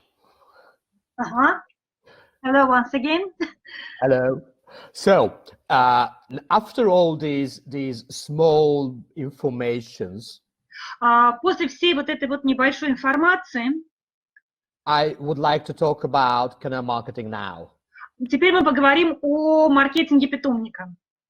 But to have the first part of the presentation, Но по первой части презентации was really important to understand why I will talk about these things. И теперь будет понятно, почему, то есть, суммируя первую часть презентации, будет понятно, почему я говорил об этих вещах. This term, canal marketing, Этот термин маркетинг питомника is nothing fantastic or I don't know, from out of space. Он не является чем-то таким совершенно фантастическим, космическим. It is just about how someone who is a breeder Это просто то, как может человек, являющийся заводчиком, can use the different concepts and tools of marketing может использовать разные концепции и инструменты маркетинга, to promote his or her activity in everyday life. чтобы продвигать свою деятельность просто в повседневной жизни. So first of all, what is the goal of Canin marketing? Во-первых, какая цель маркетинга питомника? There are different, this is the first step actually. На самом деле, это первый шаг. And it is usually true in case we are talking about everyday dog keepers. И это верно, если мы говорим о владельцах собак. And this is something I miss in some cases. Это то, чего иногда мне не хватает. That I just seldom see campaigns. И то, что я редко вижу в компаниях. Concentrating on the promotion of a breed. Концентрация на продвижении породы. So you want to convince the everyday people to choose this breed for this and that reason. Вы должны убеждать людей вокруг, каждый день убеждать людей вокруг, что они должны выбрать именно эту породу по той или иной причине. And after you convinced people to choose that breed, И только после того, как вы убедили людей выбрать именно эту породу, then comes the competition between breeders. только после этого мы переходим к конкуренции, соревнованию между заводчиками.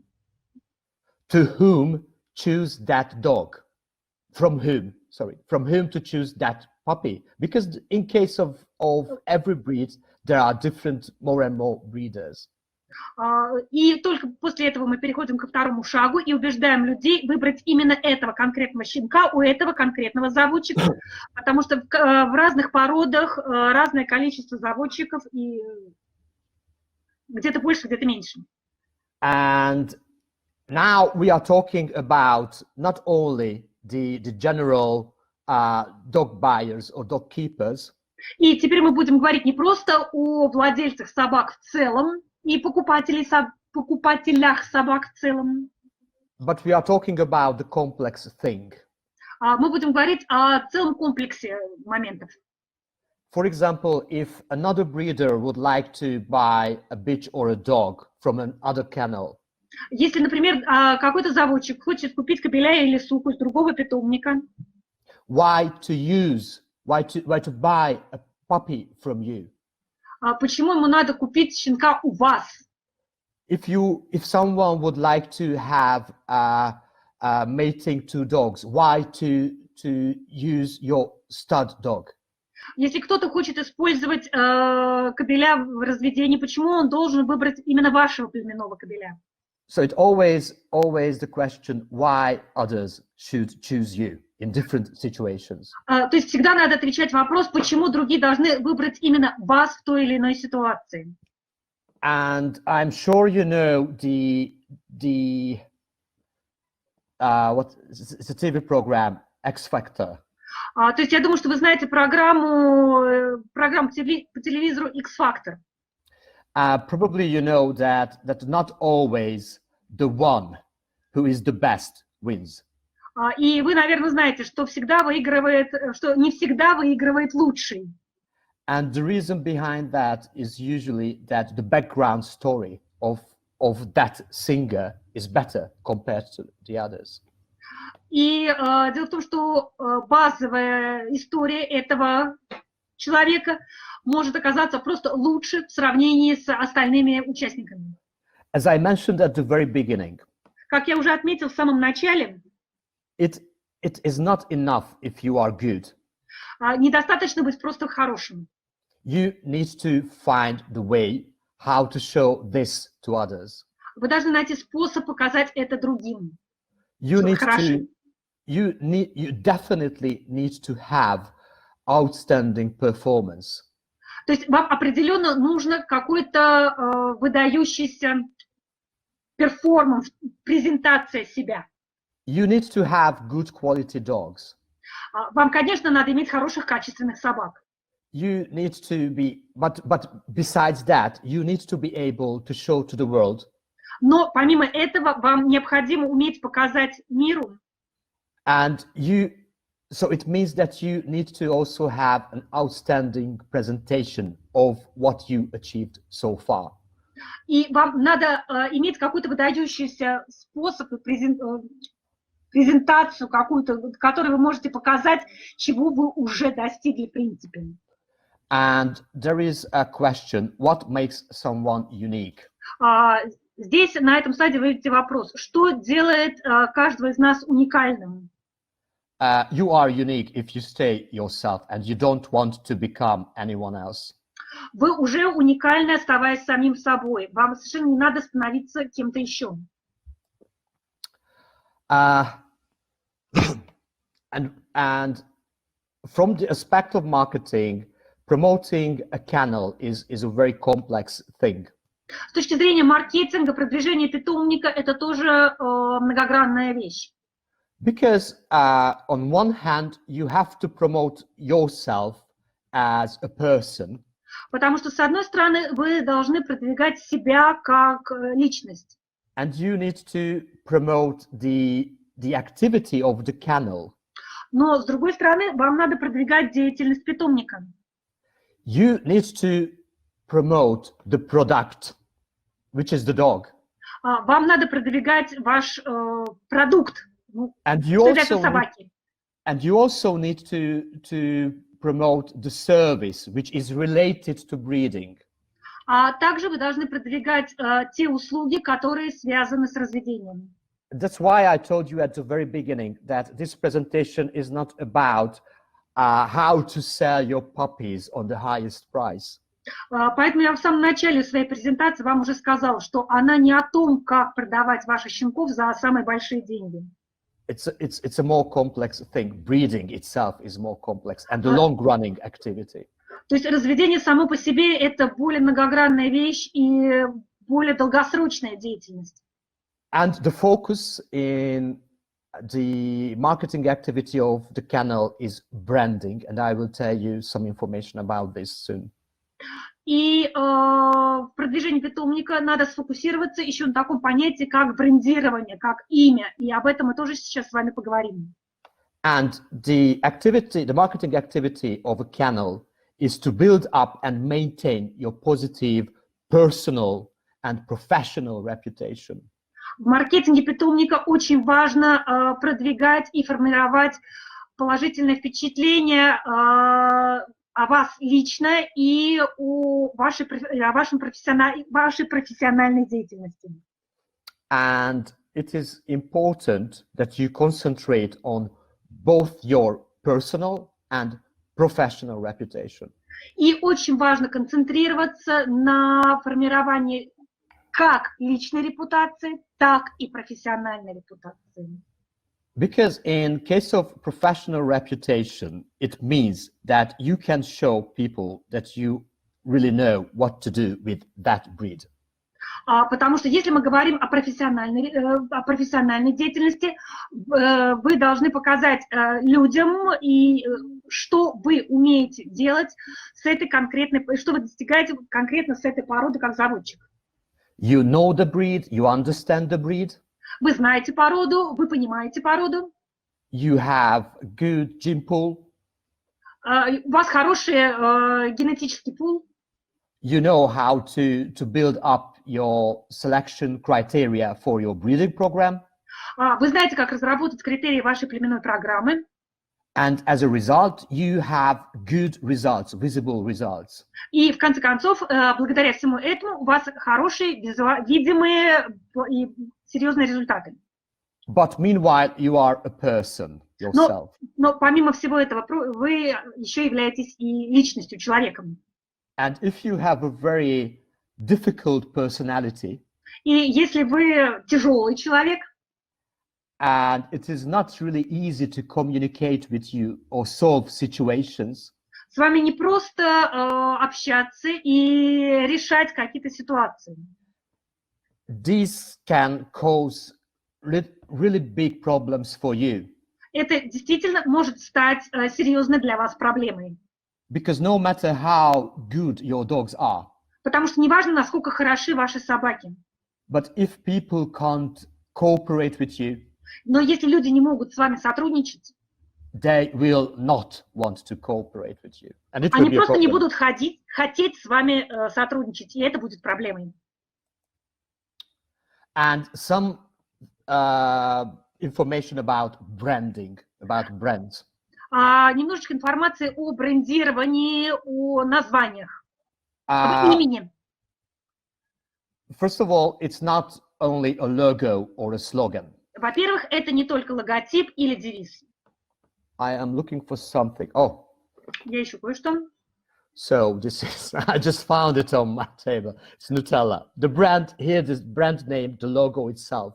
То есть вот вы видите бренд и логотип. But it is not just the word and how it looks like. Это не просто слово и как оно выглядит. What is important that a brand should be able to be identified quickly and easily. Что важно, бренд должен быть легко и быстро идентифицирован. And after that, when you have, and in case of a kennel, the brand itself is the kennel name. То есть, если мы говорим о питомнике, бренд – это его название. And you have a name, you have probably a graphical design for your kennel name. У вас есть имя, возможно, у вас есть графическое изображение этого имени. And then comes the thing that we call building up the brand identity. И затем наступает то, что мы называем формирование идентификации бренда.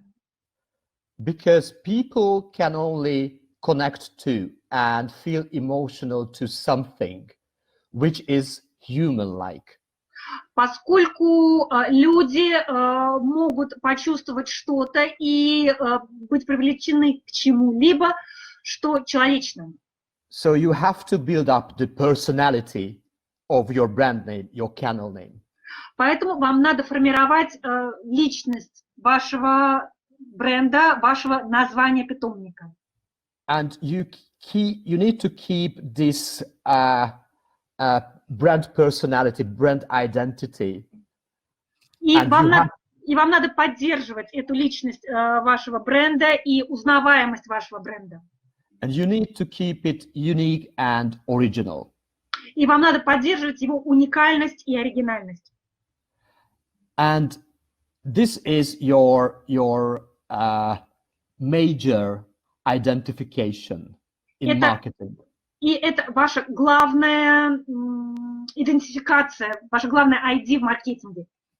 When people will hear your kennel name or see your logo, когда люди услышат название вашего питомника или увидят ваш логотип, they will have ideas, they will have judgments, emotions, positive, negative. У них будут уже какие-то определенные идеи, они будут испытывать определенные эмоции, там, положительные, отрицательные. Based on what they experienced with you or heard about you.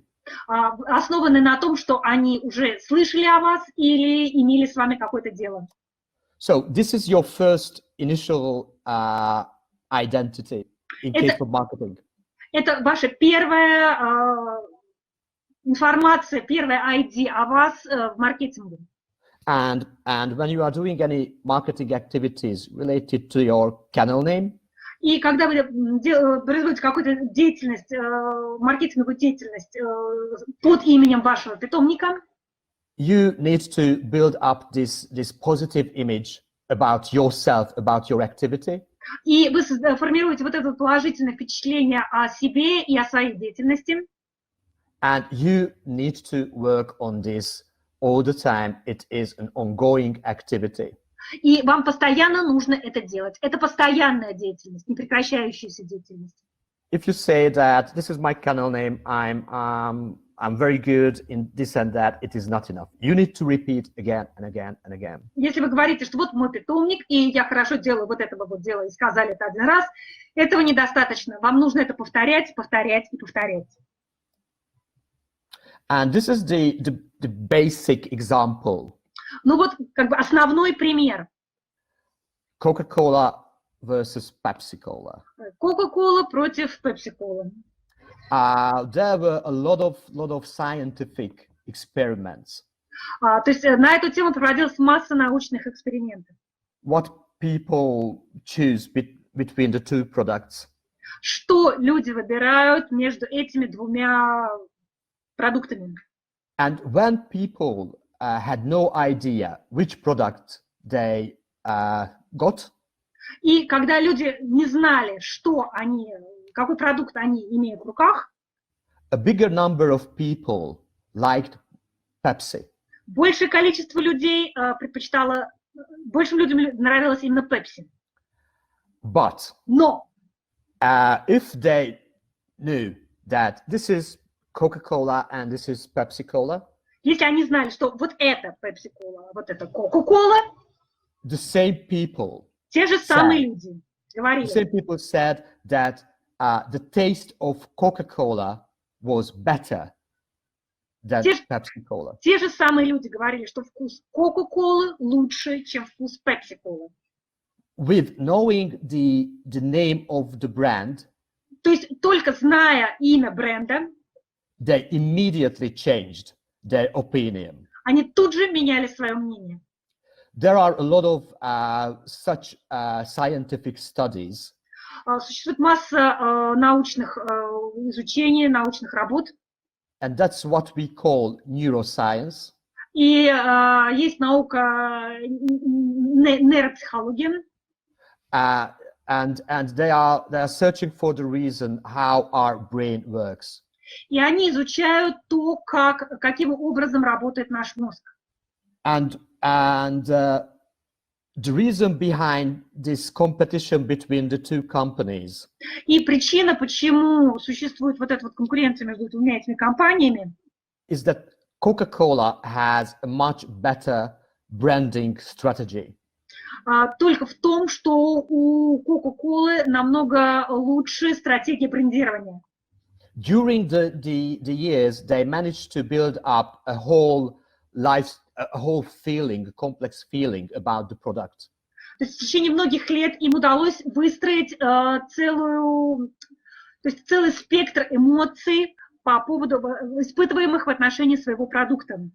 For example, in my case, when I hear about or see the logo of Coca-Cola, например, я когда вижу логотип Coca-Cola или слышу о ней, it always reminds me all the Christmas adverts. Я сразу вспоминаю рождественские рекламные ролики. And all the emotions. И все эти эмоции. But in many cases, it's not conscious. It's not a conscious experience. Но во многих случаях это неосознанно, это несознательная деятельность. But when you see the logo or hear the name of the product, но очень часто, когда вы видите логотип или слышите название компании, название продукта, because of the previous positive experiences, благодаря предыдущему положительному опыту, you will have an immediate positive attitude towards Coca-Cola. У вас формируется тут же мгновенное позитивное отношение к Coca-Cola. And we are talking about an unhealthy drink. При этом мы говорим о нездоровом напитке. And this is the same what is happening with your kennel name and your kennel logo. То же самое происходит и с именем вашего питомника и логотипом вашего питомника. When people hear about it or see your design, когда люди о нем слышат или видят ваш дизайн, вашу картинку, their brain immediately creates something, a sort of attitude towards you. Их мозг тут же формирует какое-то свое отношение к вам. And as I told you, there are some difficulties in case of branding a kennel name. Как уже говорил, существует несколько сложностей с названием, с брендированием питомника. Sorry, because you have multiple areas. You have to build up the brand itself. То есть у вас множественное брендирование, да, вы должны продвигать себя. You have to build up the image of yourself. Вам надо формировать образ себя. The kennel, and I mean the activity, the breeding activity of yourself. Племенную деятельность. You have to promote your dogs, the achievements of your dogs. Вам надо продвигать своих собак и их достижения. You need, and it is good if you promote your breed. Очень хорошо, если вы продвигаете еще и свою породу. Especially in those cases. В частности, в этих случаях, when your breed is not a well-known, not that popular breed. Особенно в случаях, если ваша порода не очень популярна. And as I mentioned previously, и как я уже раньше говорил, there are people with different characteristics you want to communicate to. Существуют люди с разные характеристики людей, с которыми вам хотелось бы общаться, которым вам хотелось бы адресоваться. Because the interest and the motivation поскольку интересы и мотивация of a pet keeper, владельца животной собаки, or another breeder, или другого заводчика, or someone doing sports, или кого-то, кто занимается, например, спортом, are totally different. Их мотивация и интересы совершенно разные. If you want to sell a puppy for a household, as a family dog, если вы хотите продать щенка просто вот в семью как компаньона, probably they will not really care about the championships or the show titles. Возможно, им будет совершенно все равно и безразличны и титулы, и выставочные успехи. Maybe it will be really lucrative for them. Возможно, это для них будет совершенно непонятно. But not as important it is to another breeder. Возможно, это будет иметь значение, но совершенно не такое, какое значение это будет иметь для другого заводчика. So you really need to take into consideration that we are talking about different target groups. То есть всегда надо помнить, что мы говорим о разных целевых группах, целевых аудиториях. And going back a bit to strategy. Возвращаясь к стратегии. I like to repeat this because it is really important to go through. Я хочу это повторить, поскольку это действительно важно, и это повторять важно. If we had more time, then we could talk a lot about this just to see if you really understand yourself and understand your goals. Если у нас будет когда-нибудь время, мы действительно поговорим о том, понимаете ли вы на самом деле свои цели и самих себя. You really need to know what you really want to achieve. Вам действительно нужно понимать, чего вы на самом деле хотите достичь. What you already achieved in the dog world. Чего вы уже добились в собаководстве? What are your advantages you can use to get a better result? Какие свои преимущества вы можете использовать для достижения целей? And what are your disadvantages? И каковы ваши недостатки? Because disadvantages are holding you back. Потому что недостатки тянут вас назад. And the more you can fix, и чем больше вы фокусируетесь, the better result you will have later. Чем больше на это фокусируетесь, тем лучший результат вы в итоге получите. And in case of the dog world, it is very, very important to exactly know what you have already achieved. И если мы говорим о собаководстве, очень-очень важно знать для себя, чего вы уже достигли. It is always a bit annoying. Это всегда немножечко раздражает. When someone who got into the dog world когда кто-то, кто попал в мир собаководства, some years ago or some month ago sometimes, кто попал в мир собаководства всего несколько лет или даже месяцев назад, and after winning the very first CASIP title, и когда он, выиграв свой первый ЦАЦИП, he or she starts to act like someone who I don't know, who has been operating in the dog world for centuries. начинает себя вести так, как будто он находится в этом мире собаководства уже много лет и является гуру. And I saw the other example. И я видела и другие примеры. When someone has been operating in the dog world for decades, Кто вращается в мире собаководства уже десятилетия, but he or she was too shy, но является настолько застенчивым, and he or she was not able to properly communicate about his or her achievements. и он просто не в состоянии нормально общаться и разговаривать о своих достижениях. That is not also good, Это также не есть хорошо. because first of all, you should be proud of what you achieved. Потому что, во-первых, следует гордиться того, чего вы добились. And in case you want to go on with your activity, you need to be able to show it to others. И если вы хотите продолжать заниматься тем, чем вы занимаетесь, вам надо уметь показывать и демонстрировать их другим. And breeding running a kennel is a long-running activity. И разведение, и создание питомника – это долгосрочная деятельность, длительная деятельность. With different phases. С разными этапами. And it is not easy at all. Это на самом деле непросто. But you need to communicate and promote yourself in accordance. И вам следует, соответственно, общаться и продвигать себя.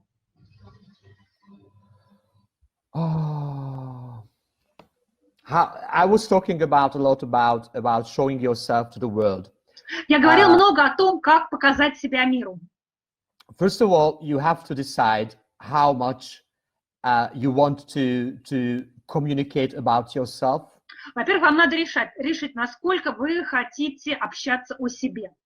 And what kind of image you want others to see about you.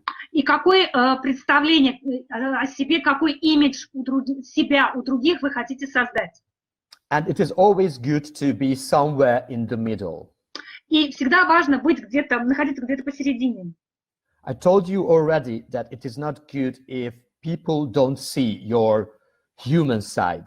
То есть я уже говорила вам, что это нехорошо, когда люди не видят вашу личность и человеческую часть, сторону. People cannot connect to someone without emotions or a personality. Люди не могут общаться с кем-то без эмоций и без личности. And it is also not good if you put everything on Facebook, on Instagram about your life. Но, с другой стороны, совершенно нехорошо, когда вы везде, на Фейсбуке, в Инстаграме рассказываете все о своей жизни. So you need to find a balance. То есть необходимо найти баланс, сколько представлять, сколько показывать. The most important thing Самое главное, is that you have to be visible. что вам надо быть видимым. You have to build up trust. Вам надо выстраивать доверие, Credibility. надежность. You need to be able to show to others that you are professional, you know what you are doing. Вам надо показать остальным, что вы профессиональны в том, что вы делаете. And it is really, really difficult because it is not easy to promote ourselves. И на самом деле это очень сложно, потому что очень непросто продвигать самого себя. And I talked about targets. Мы говорили о целях. And I think I told most of the important things before. Я думаю, что основные вещи я уже упоминал. But you really need to understand those ones you are communicating to. Но вам действительно надо понимать, к кому вы обращаетесь. you need to understand where you can find them. Вам надо понимать, где вы можете найти эту целевую аудиторию. If you want to promote your, just an easy example, simple example. Ну, простой пример.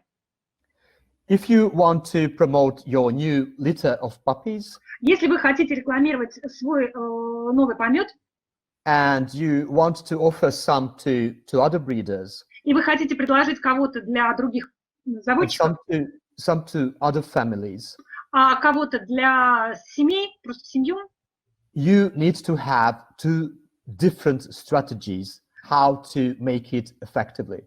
вам надо использовать две разные стратегии, как сделать это наиболее эффективно.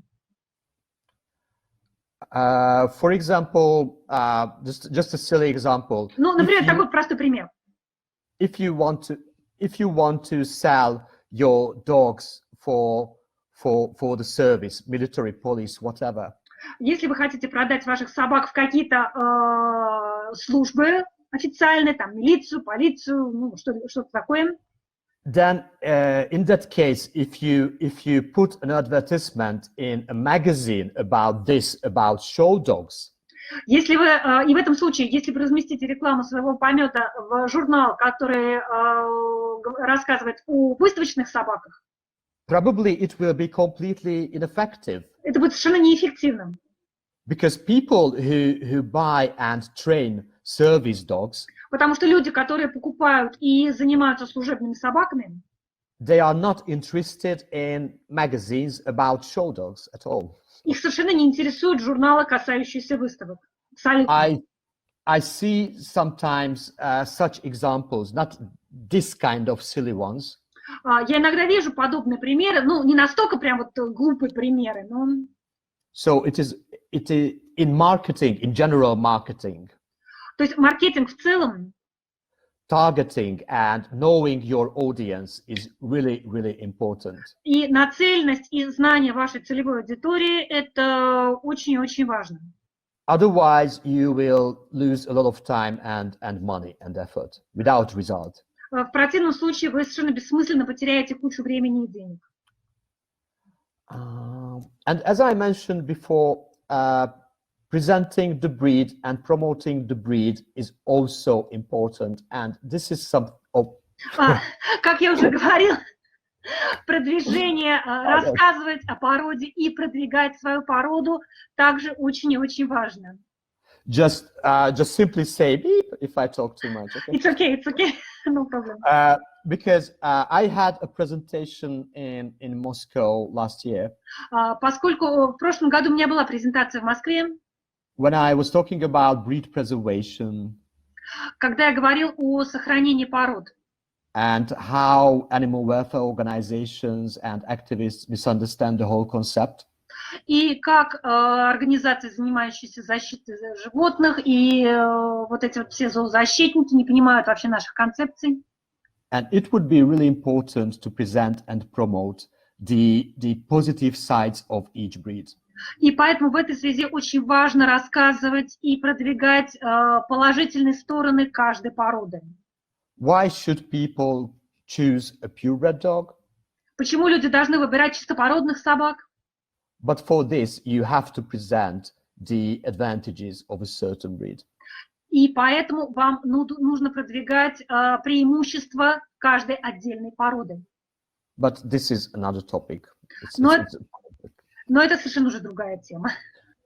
And now, how and where to promote yourself? А теперь как и где продвигаться? Because I was talking about, for example, Facebook as only a tool. Поскольку я уже говорила о том, что Facebook – это инструмент. And you have to have a concept about how to, what you want to show to the world about yourself, how to promote yourself. У вас должно быть понимание того, что вы хотите о себе рассказать и как вы хотите себя продемонстрировать, продвинуть. And besides Facebook and Instagram, there are many other marketing tools you can use effectively. И помимо Facebook и Instagram существует масса других маркетинговых инструментов, которые надо эффективно использовать. And you can see them on the slide and you can find the translation. Вы видите их на слайде, вы видите в чат-боксе перевод. And I will go through these parts one by one now. I will give you some ideas. И я пробегусь по ним по очереди и дам некоторые идеи.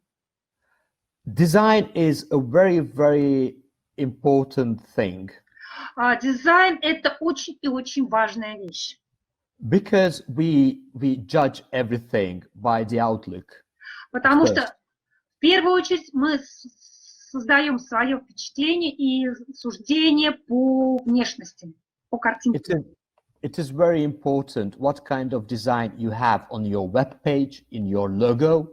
Очень важно, какой дизайн вы используете на своем сайте, на своем логотипе. On your pictures, for example. На своих картинках. And it is important to be consistent in design. И важно быть очень последовательным в дизайне. If your web page has a kind of design, a kind of visual experience. Если на вашей веб-странице используется один дизайн и один визуальный ряд, you should have the same on your Facebook page, in your printed advertisements. Вы должны использовать такой же дизайн и такой же стиль на странице в Фейсбуке, в своей печатной рекламе.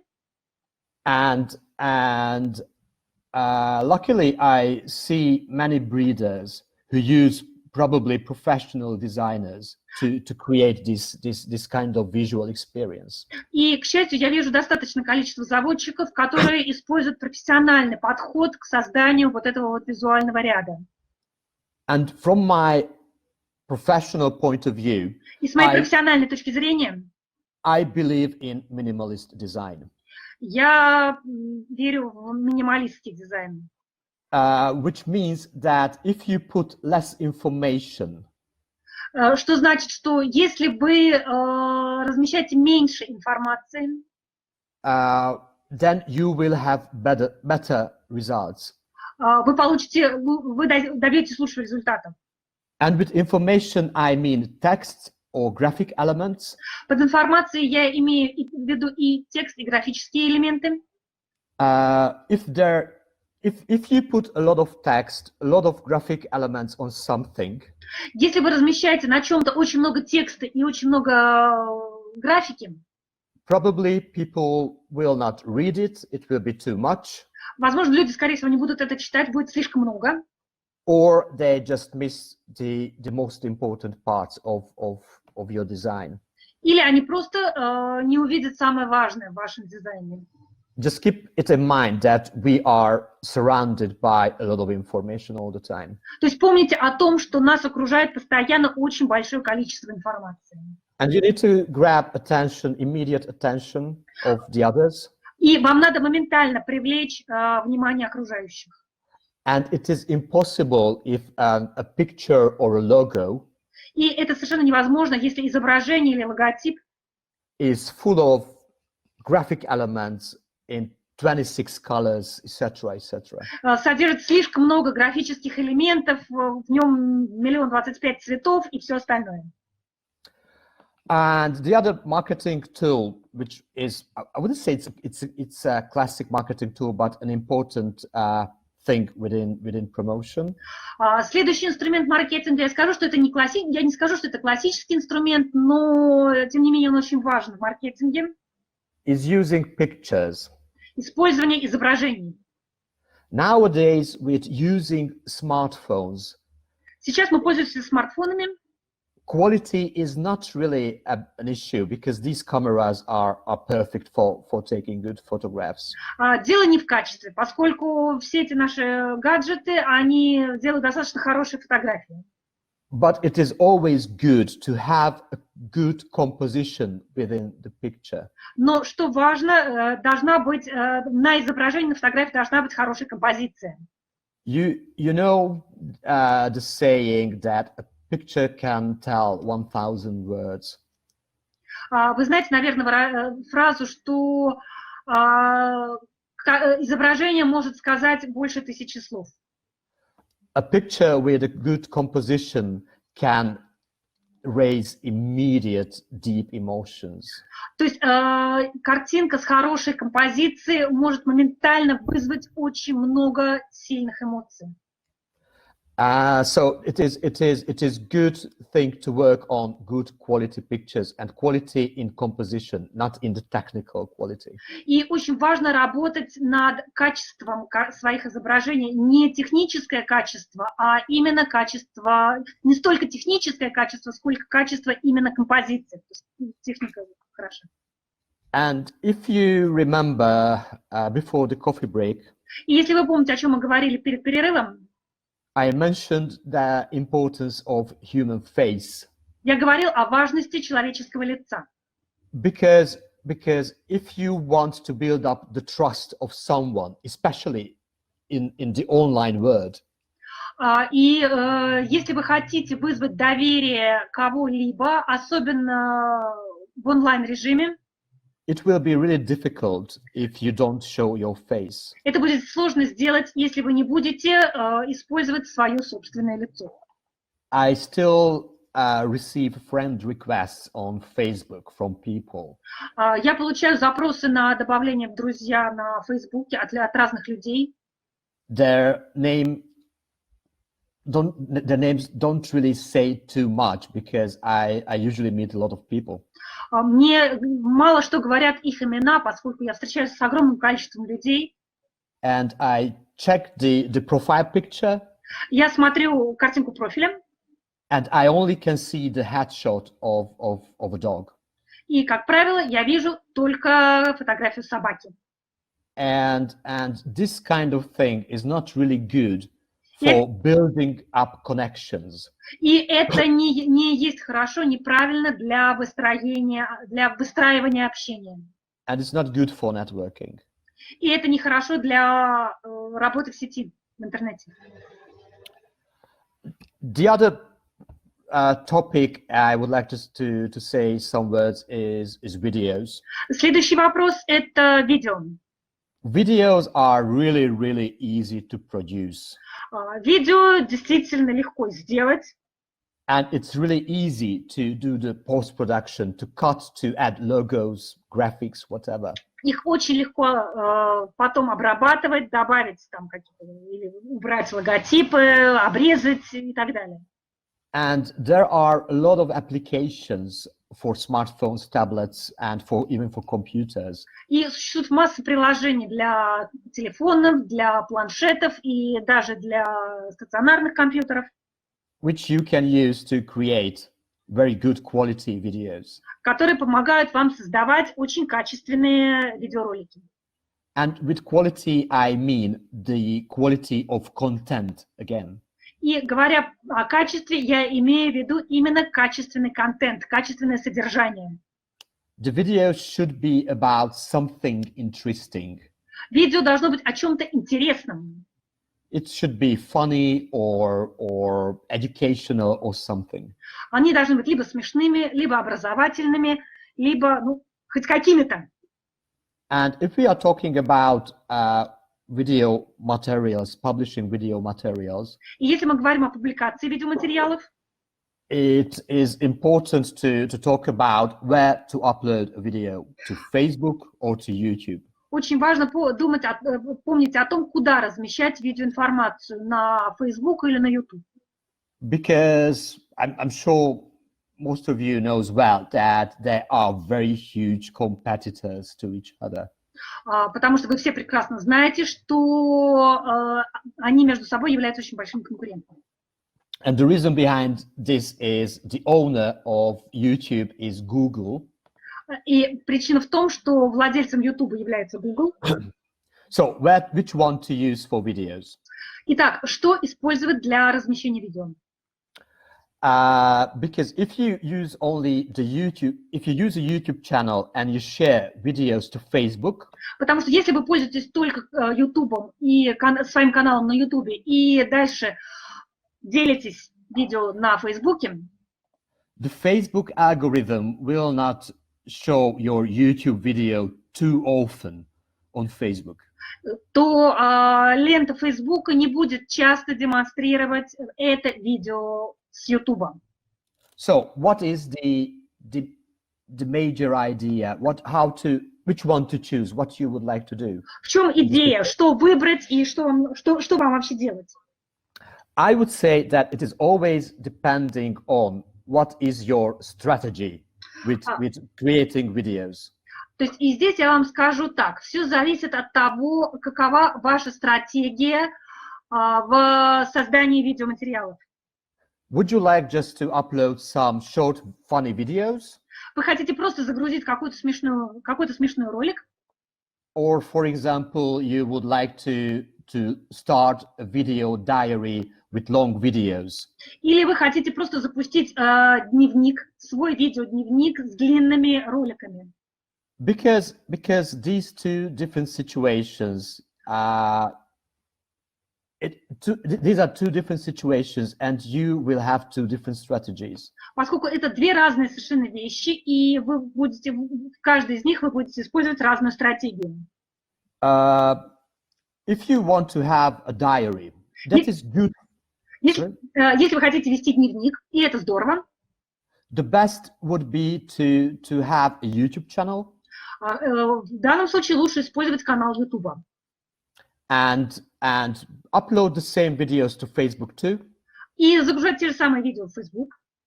Or just put an image of the YouTube video cover. That's what we are doing at this moment. This is the best practice. Либо использовать на Facebook обложку вашего YouTube-канала. Это то, чем мы сейчас занимаемся. Это очень хороший момент. And just put the link of the YouTube video in the text of the post. И использовать ссылку на ваш канал YouTube в тексте вашего постинга, вашего основного сообщения. So I mean, just to short my concept that you don't directly share the YouTube link to Facebook. То есть я имею в виду то, что вы не используете на Facebook прямую ссылку на YouTube. Just put it in the texting of the Facebook post. И вы просто даете ее в тексте. So and I could talk about your video strategy on Facebook and on YouTube for about an hour. Я могу говорить о стратегии размещения видео на Facebook и на YouTube целый час. And that is another reason. There are a lot of options, and that is another reason why I told you that first you have to think through what your goal is and what your strategy will be. И поэтому я говорю о том, что вы для себя должны понять, какова ваша цель и какую стратегию вы хотите использовать. And after that, you decide which marketing tool you use and how you will use that. И только после этого вы определяете, каким маркетинговым инструментом вы будете пользоваться и как вы будете его использовать. And another big and most popular marketing tool is Facebook.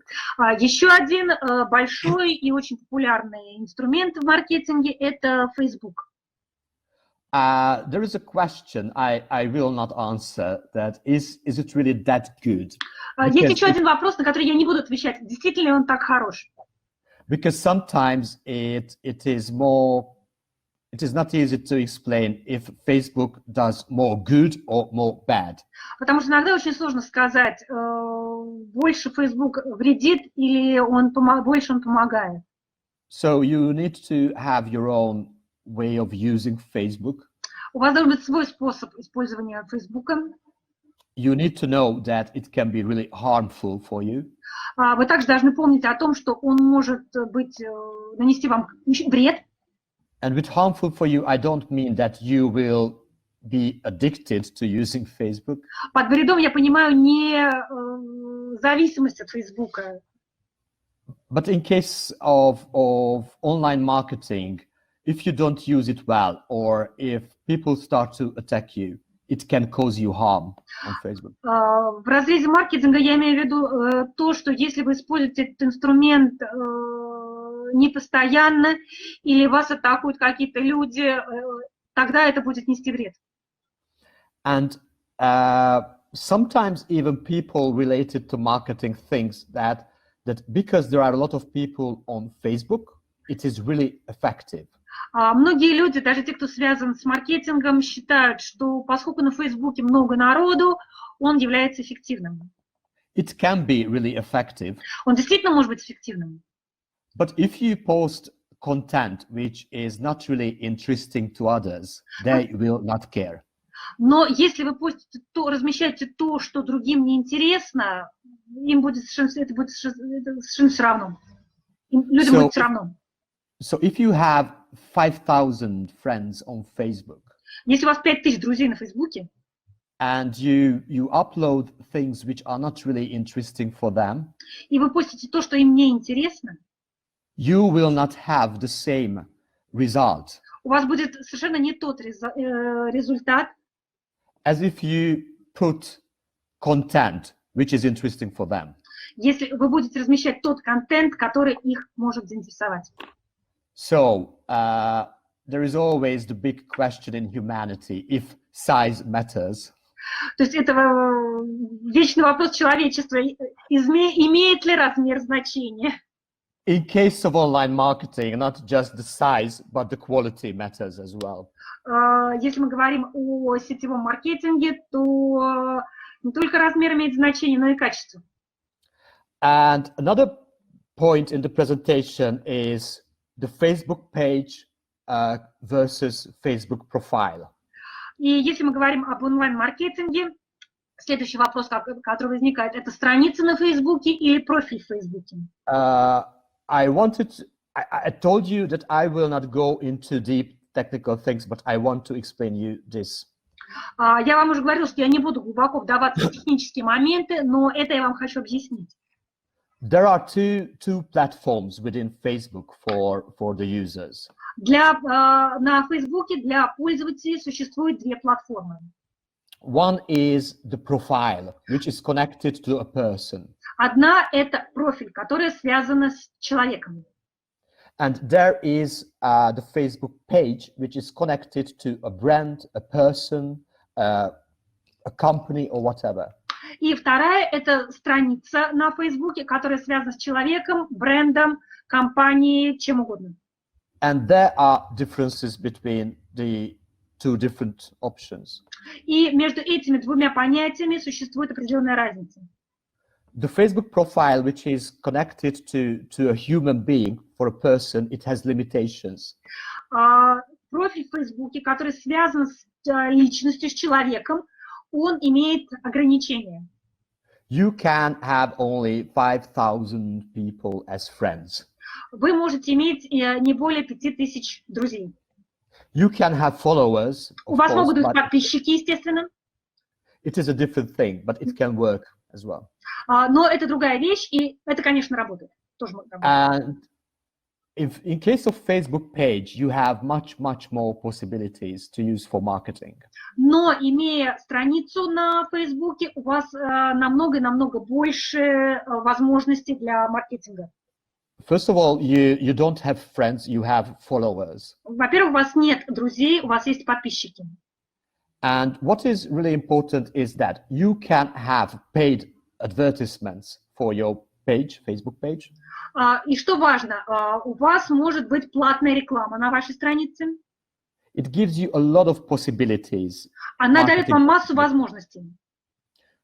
But if you don't want to spend money on advertising, но если вы не хотите тратить деньги на рекламу, you still have a very important thing in case of Facebook pages. Страница на Фейсбуке дает вам очень одну важную вещь. And it is the fact that you can have the statistics of your page, of your posts. Она позволяет вам видеть и иметь статистику вашей страницы и видеть статистику ваших сообщений.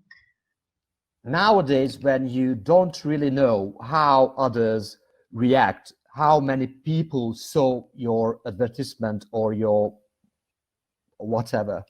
Сейчас, когда вы не можете действительно оценить и увидеть, сколько людей увидели вашу рекламу или ваше что-либо, it is very important to see what kind of picture or Facebook post creates what kind of interest for others. Поэтому очень важно понимать, какой интерес вызывает то или иное изображение, то или иное сообщение на Фейсбуке, которое вы размещаете. Because, for example, if you realize that those posts are more popular that you post in the morning, then you will go on with posting in the morning. То есть, если вы понимаете, что более популярны те сообщения, которые вы размещаете утром, в определенное время дня, вы будете продолжать размещать свои сообщения, информацию по утрам, например. So the analytics of Facebook pages is really, really useful. То есть аналитика, вот это ведение аналитики страницы на Фейсбуке, это очень полезная штука. So if you still don't have a Facebook page for your channel, you should do that. И если у вас до сих пор нет именно страницы на Фейсбуке, страницы, посвященной вашему питомнику, в общем, имеет смысл это сделать. The next thing I would like to talk a bit about, it is a really personal thing. Следующая вещь, о которой я хочу поговорить, это вещь очень личная. So please keep it really private. Just the two of us. Don't tell anyone. То есть оставьте, пожалуйста, вот это вот между нами, вот между нами с вами. And it is really important for breeders to know, and it will be a very huge relief for judges. И это очень важно знать заводчикам, и для судей это будет действительно серьезное облегчение. There is a tendency when a judges list is announced at a show. Существует такая тенденция, когда объявляется список судей на какую-то выставку, That breeders start to immediately send a friend request to the judges. судьи тут же начинают отправлять запросы на добавление в друзья этим судьям. I will not explain the whole process, why it will not work. Я не буду объяснять весь процесс, почему это не сработает. But trust me, it has no positive effect or advantage. Но, поверьте мне, это не имеет никакого положительного эффекта или не дает никаких преимуществ. But for many judges, it is really, really annoying. И для большинства судей это очень и очень раздражающий момент. Especially some years ago when people started to use Facebook. Особенно несколько лет назад, когда люди начали активно использовать Facebook. Almost at each dinner, it was, I wouldn't say a major topic, but it was a topic that how annoying it is. Практически на каждом обеде, на каждом ужине возникал вопрос. Естественно, это был не главный вопрос, но это всегда отмечалось, насколько это раздражает. And the other thing we need to know about Facebook, and in case of marketing, it is really, really important. Еще одна вещь, которую мы должны помнить, когда говорим о Facebook и маркетинге на Facebook. That crisis management is a huge issue. You should take it seriously. Что менеджмент в условиях кризиса это очень серьезно, и об этом тоже надо помнить. I don't know if it ever happened to any of you. Я не знаю, случалось это с кем-нибудь из вас. But it happens that sometimes people start to kill each other on Facebook. Но это случается часто, когда люди просто начинают друг друга уничтожать на Фейсбуке. Okay, and we need to talk about some words about Instagram as well. Теперь поговорим немножечко об Инстаграме. Instagram was bought by Facebook some years ago, and it is getting very, very popular.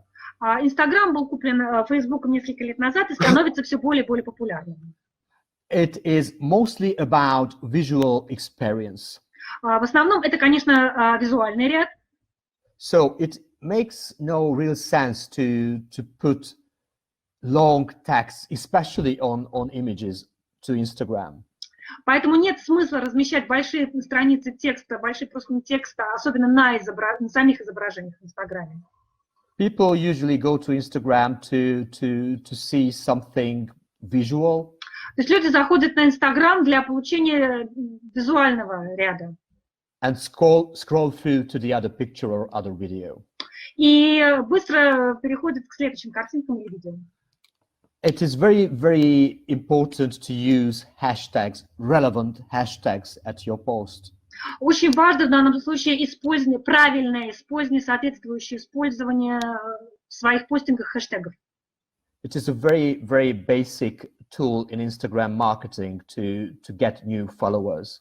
И это является очень важным в маркетинге именно на Инстаграме для привлечения ваших читателей, клиентов, вот это вот использование хэштегов. And in case you are also making videos, not just pictures, И в случае, если вы не только размещаете изображение, но и видео, with some limitations, you can upload short videos to Instagram. с некоторыми ограничениями вы можете размещать недлинные видео на Инстаграме. And probably you all know because they started it about more than a year ago. И, возможно, вы знаете об этом, потому что это запущено было где-то около года назад. There is a separate application connected to Instagram, and it's named IGTV. Существует еще одно приложение, связанное с Инстаграмом, и оно называется Instagram TV. IGTV means Instagram TV. То есть вот IGTV – это вот Instagram TV. You can upload not too long, but longer videos than to Instagram. И туда вы можете загружать значительно более длинные видео, чем ваш Инстаграм. And another interesting marketing tool, and it is integrated into Facebook Messenger and Instagram, are the stories. И еще одна штука, которая сейчас прикручена к Фейсбуку, и новая вещь – это Stories. It is always at the upper part of the application or your screen if you are using a laptop. И они всегда находятся вверху вашего экрана или экран вашего телефона, или если вы пользуетесь ноутбуком, наверху вашего экрана с вашей страницы. These photos or really short videos, they stay there for 24 hours. Это фотографии или очень коротенькие видео, которые остаются там, которые сохраняются всего на 24 часа. When Facebook started using stories about 2 or 3 years ago, I didn't understand why it would be good. Когда на Фейсбуке появилась эта функция Stories где-то 2 или 3 года назад, я вообще не понял, в чем смысл. But it is perfect to give quick, immediate impression to others. Но оно совершенно прекрасно, идеально для того, чтобы сформировать первое и быстрое впечатление о себе на других. When I was talking about perception and how people start to build up what they think about you, когда мы говорили о восприятии, о том, как люди начинают формировать свое мнение о вас, this idea what they think about you is built up by this small information. Это мнение о вас формируется именно вот этими вот маленькими кусочками информации. So the more you can communicate to people, чем больше вы можете общаться с людьми, the more complex picture will they have about you. Тем более всеобъемлющую информацию, более всеобъемлющую картину вас они будут иметь. And because there are a lot of information around us, it is good to repeat again. И поскольку мы вращаемся в огромном потоке информации, очень важно повторять себя снова и снова. And there are 2 very big technical advantages in case of communicating with stories. Есть 2 очень больших преимущества в использовании и в связи с людьми через stories. Because if you upload a new content, a new picture or video to your story, потому что если вы загружаете новую картинку или видео о себе именно в stories, you jump into the first place at the row of your friend's phone or tablet or laptop. Вы попадаете на первое место в визуальном ряде, который получают друзья, в визуальном ряде в той странице, которую получают видят друзья на телефоне или на странице в интернете. So if you upload pictures or videos frequently, it can be really useful. И если вы часто загружаете вот эти вот картинки и видео, это действительно очень полезно. And the other thing compared to Facebook, to the newsfeed of Facebook. И другое, что в сравнении с обычной лентой новостей Фейсбука, in case of the newsfeed of Facebook, Facebook decides which posts you will see. и в случае с новостной лентой вашей, это Facebook решает, что вы увидите. But in case of stories, Но в случае со Stories, at the moment, you can see the stories of all of your friends, and all of your friends can see your stories as well. в сторизах вы видите, то есть в один определенный момент времени вы видите все сторис ваших друзей, точно так же, как все ваши друзья видят ваши сторис. So if you haven't used the stories function so far, you should restart it. It is easy. И если до сих пор вы не пользовались этой функцией Stories, ну, начните этим заниматься, на самом деле это просто. And there are more online tools you could use. Существуют еще сетевые инструменты, которые вы можете использовать. There are a lot of, and I put 3 here. Их очень много, на самом деле. Я сюда выделил только 3. I already talked a bit about YouTube. Я уже немножечко говорила о YouTube. If you want to create videos with good content, not just short videos, it is a perfect platform. Если вы хотите создавать длинные видео с интересным контентом, именно длинные видео, это прекрасная платформа. Or if you just want people to find you and your dogs on YouTube, it is also a good thing. If you have videos, just upload to YouTube as well. И если вы хотите, чтобы люди находили вас и ваших собак и ваши видео, очень хорошо для этого использовать YouTube. I personally hate Twitter. Лично я терпеть не могу Twitter. I have my account, but I think it is usually about creating huge scandals and arguing about sometimes nothing. У меня есть аккаунт, но я считаю, что это место, которое обычно провоцирует всякие скандалы и разборки, и больше ничего. And Twitter is not that popular in many countries. И Twitter не настолько популярен во многих странах. It is very popular in the USA and in the UK and in some other European countries. Он очень популярен в Штатах, в Англии и в некоторых странах Европы. So if you are in connection with people living in these areas, и если вы связаны с людьми, которые живут в этих местах, it can be beneficial if you are on Twitter just to make yourself visible there as well. Просто полезно быть в Твиттере только с тем, чтобы люди знали, что вы есть и вас видели. Именно там. And LinkedIn is a professional website. LinkedIn – это профессиональный сайт. I mean a website for professionals in certain professions. Я имею в виду профессиональный для специалистов в той или иной области. And at this moment, you cannot really find any functions which can be effective for breeders, for breeding. И сейчас я не вижу там определенных функций, которые могут быть эффективными именно для заводчиков.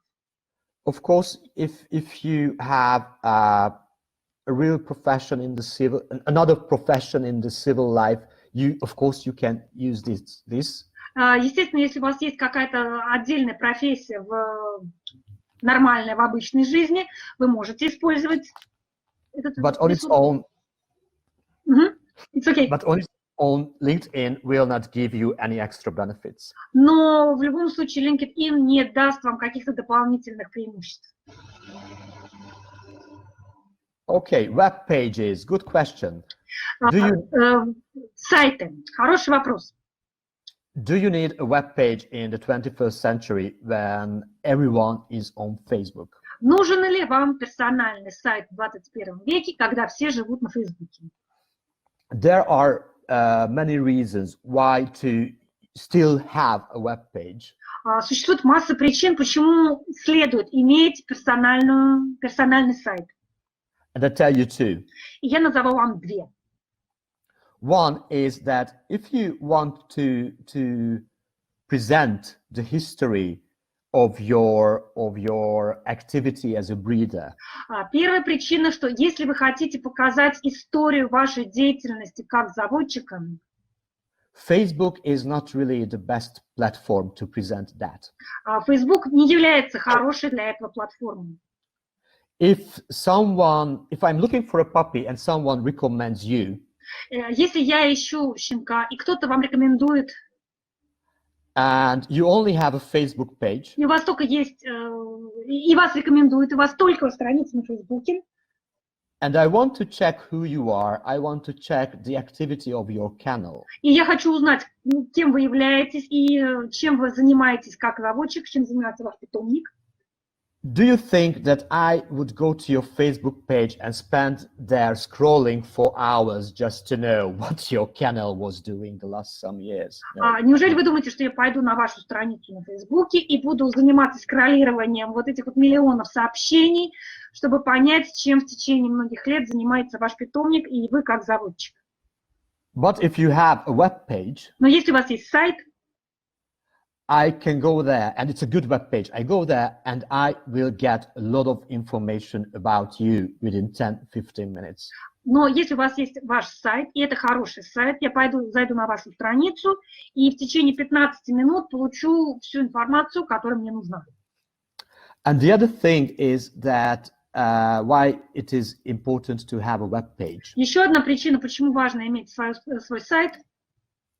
Because there are people who get to your web page or Facebook page with searching for your exact name. Потому что есть люди, которые приходят на вашу страницу на Фейсбуке и на ваш сайт, чтобы узнать именно ваше имя, ваше личное имя.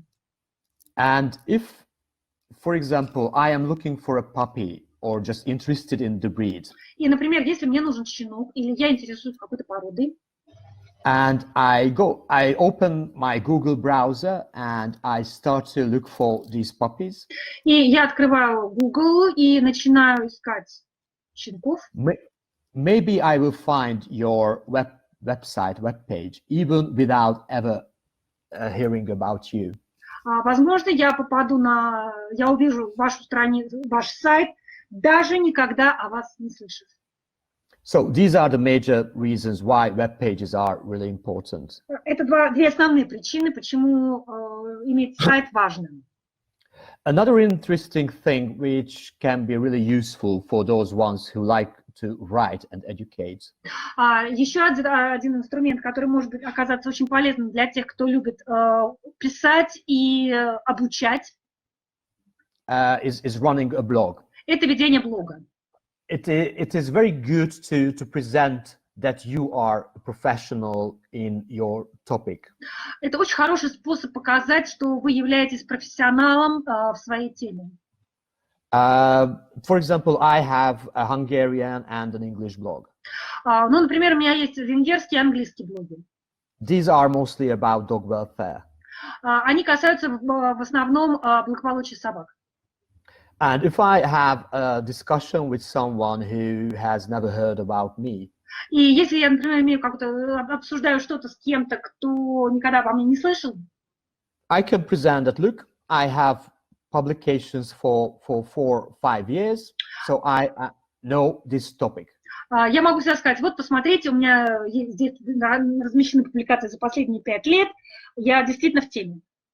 So anyone who has the fantasy and has the skill to write, feel free to start a blog. И, естественно, те, у кого есть фантазия, кто умеет писать или вести фото, может вести и фотографировать, может вести фотоблог, могут вести блоги. And last but definitely not least, there are other marketing tools. We don't really think about them as marketing tools. И последнее, но не менее важное, существуют другие маркетинговые инструменты, которые мы никогда не рассматриваем именно как инструменты непосредственно маркетинга. First of all, networking, building up new human relationships, partnerships is very, very important everywhere in our lives. Вообще в любой сфере нашей жизни очень важно построение личных отношений, как в сети, так и в жизни, то есть именно поддержка и развитие личных отношений. And in case of the dog world, it is in general times, it is really easy. И что касается собак, на самом деле всегда так было, это на самом деле легко. Because you go to a dog show and you meet those people who are related to the same activity with the same breed. Потому что вы ходите на выставки собак, и вы так или иначе общаетесь с людьми, которые занимаются той же самой деятельностью и связаны с той же самой породой, что и вы. I absolutely disagree with those people who go to a dog show just to collect the titles. Я совершенно не согласен с людьми, которые посещают выставки только ради того, чтобы собирать титулы. And absolutely rejecting any kind of communication or any kind of talking or whatever with others. И которые совершенно не занимаются общением, коммуникацией, разговорами и всем остальным, что сопутствует выставкам. Especially when sometimes you hear that there are some scandals at shows, people are being rude to each other.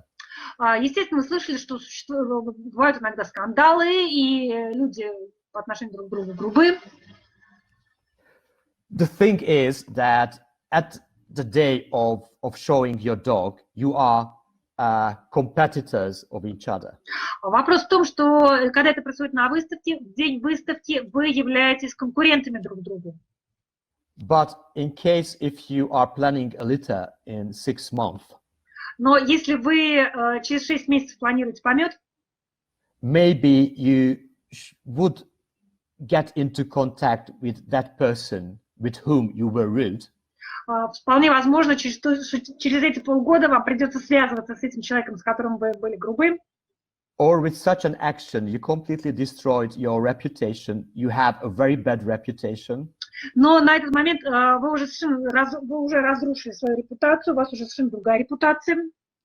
And no matter how good your communication on Facebook is, you can have a very good website, but if you can't behave normally at a show, you will have a very bad reputation in the dog world. И совершенно не важно, какой хороший у вас сайт и какой милый человек вы на Фейсбуке, если вы не умеете общаться с людьми и если вы не умеете нормально себя вести на выставке, вы не создадите о себе хорошую репутацию.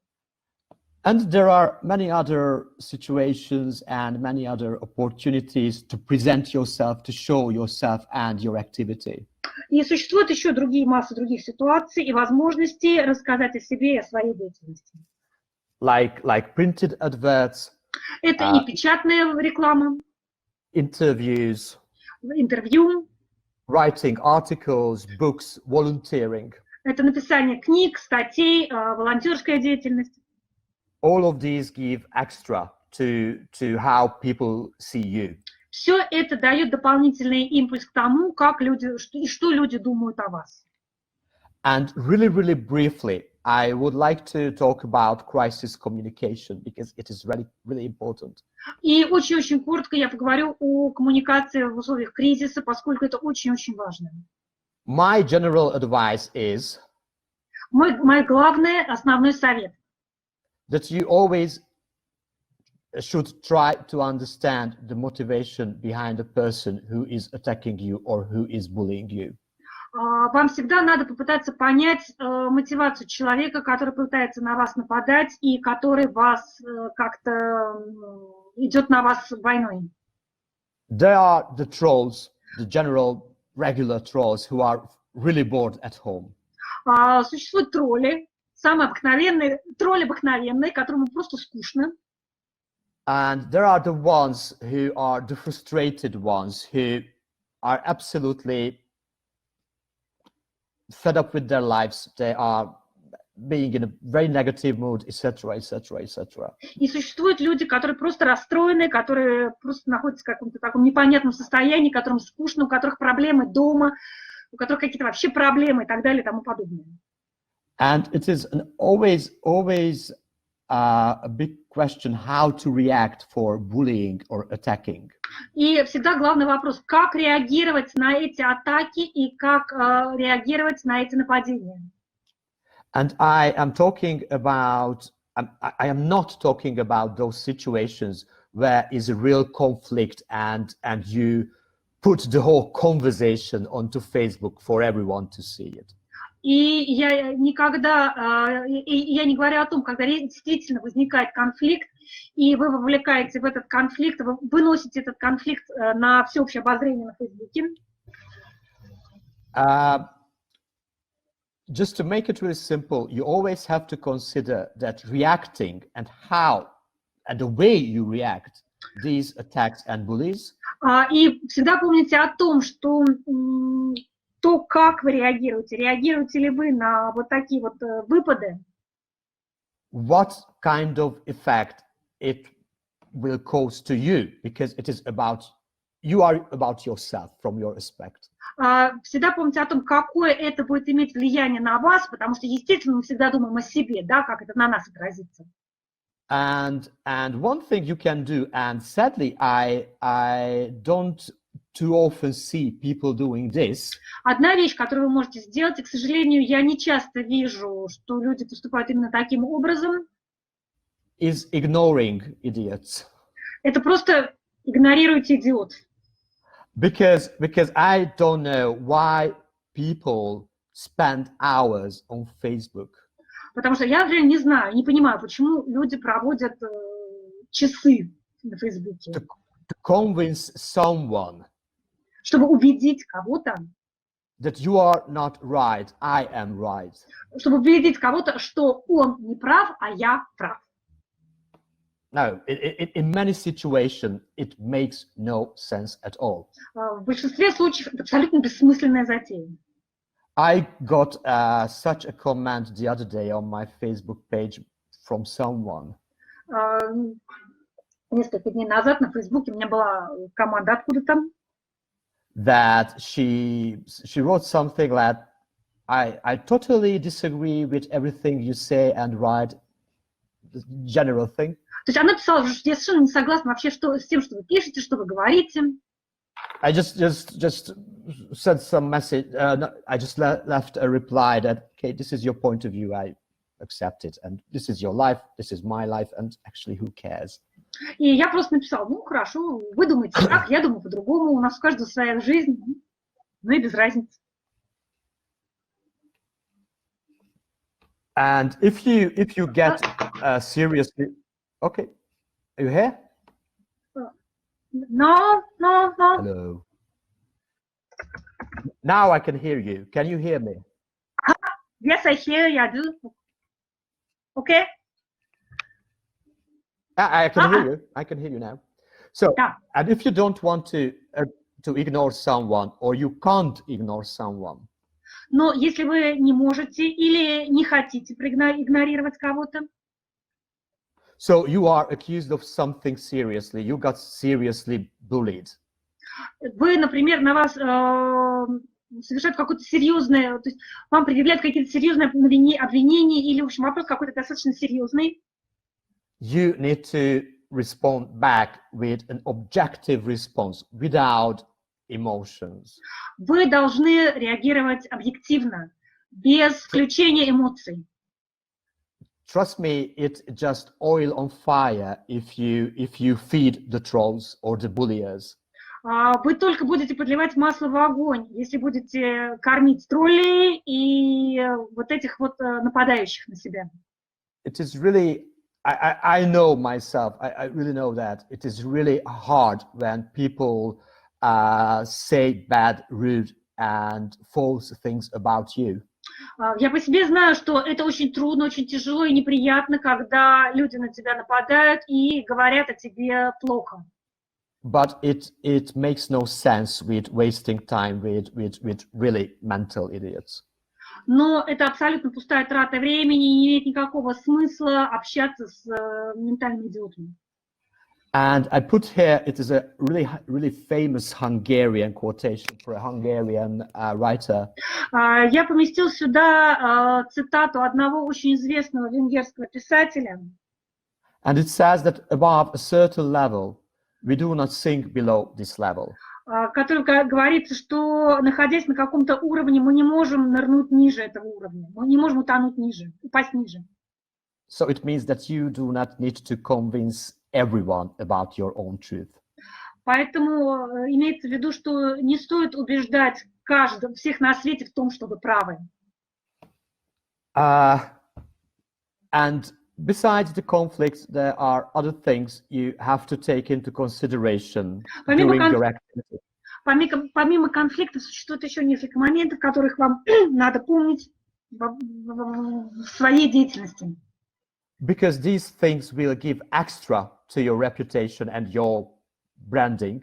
Эти вещи могут стать дополнительными преимуществами вашей репутации, вашем бренде. I will not discuss them now. I have about 4 minutes left. So animal welfare, for example. Это, например, благополучие животных. Your activity in that and your attitude against the welfare of animals. Ваша деятельность в этом плане и отношение к ней. How you handle critics. Как вы относитесь и справляетесь с критикой? Because critics, real critics, are really important for our development. Поскольку критика и правильная критика очень важна для нашего саморазвития. It can help you to develop in your profession. Она помогает развиваться в профессии. You need to be able to handle your competitors. Вам надо уметь общаться и не справляться, вести диалог с вашими конкурентами. As I told you, the fellow breeder at the ring is a competitor at that moment. То есть, когда вы находитесь в ринге, ваш друг-заводчик в данный момент является вашим конкурентом. But in other times, you should be able to cooperate with him or her. Но в другой момент вы должны уметь с ним сотрудничать. And when I was talking about what success means, I told you. Но в тот момент, когда мы говорили, если помните, об успехе, I told you it is really, really important to learn how to handle failure. Я говорила вам о том, что очень и очень важно уметь справляться с неудачами. And I could talk about for hours and hours and hours for many, many different topics. Я могу часами говорить на всякие другие разные темы, на эти темы. But I have only 2 minutes left.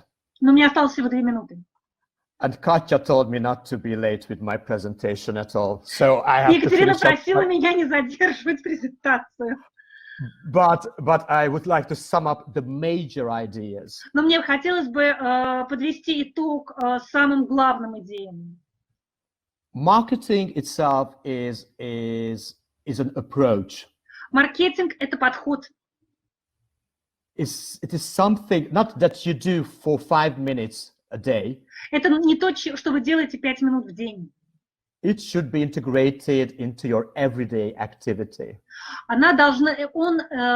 Маркетинг должен быть включен в вашу ежедневную жизнь. You need to plan. You need to have a concept. You need to know what you want to do. У вас должен быть план, концепт, и вы должны четко понимать, что вы хотите делать. You need to act consciously, following your plan. Вы должны действовать осознанно и следовать вашему плану. And you need to train yourself with how to use marketing tools. You need to follow how these tools are changing. И вы должны учиться, как использовать разные инструменты, и как эти инструменты меняются, и как меняться между ними. And hopefully it will work. И, надеюсь, это сработает. And thank you so much for spending your Saturday afternoon with me. Спасибо большое за то, что провели этот субботний день со мной. And my time is up. So Adrian Landarte is coming soon. And thank you so much for helping with the translation, especially. Here. Adrian is here, but he's so kind as to let us answer some questions. Yes, open the question section. Helena already translated them for you to make it quicker and easier. And let's answer very quickly, but let's do it, starting from the beginning. Is it possible to do marketing in Fotostrana, Russian social network? I think it is. What are the new marketing platforms or new applications will be developed? It is just a tool. If it has certain functions, which is for, I give you an example which is not good. For example, LinkedIn is not good for marketing because the whole concept of LinkedIn is based on creating a virtual CV, like you use for. Wait, let me translate you. Okay, sorry. Perfect. Он говорит, что вы должны помнить, что это просто средство, это просто инструмент. Если у этого инструмента есть определенные функции, которые вам нужны, то да, можно пользоваться. Для примера, допустим, LinkedIn, который создан специально для того, чтобы вы свое жизнеописание там создавали, он не очень подходит для этого, для этих целей. Если то, о чем вы говорите, подходит, то значит да.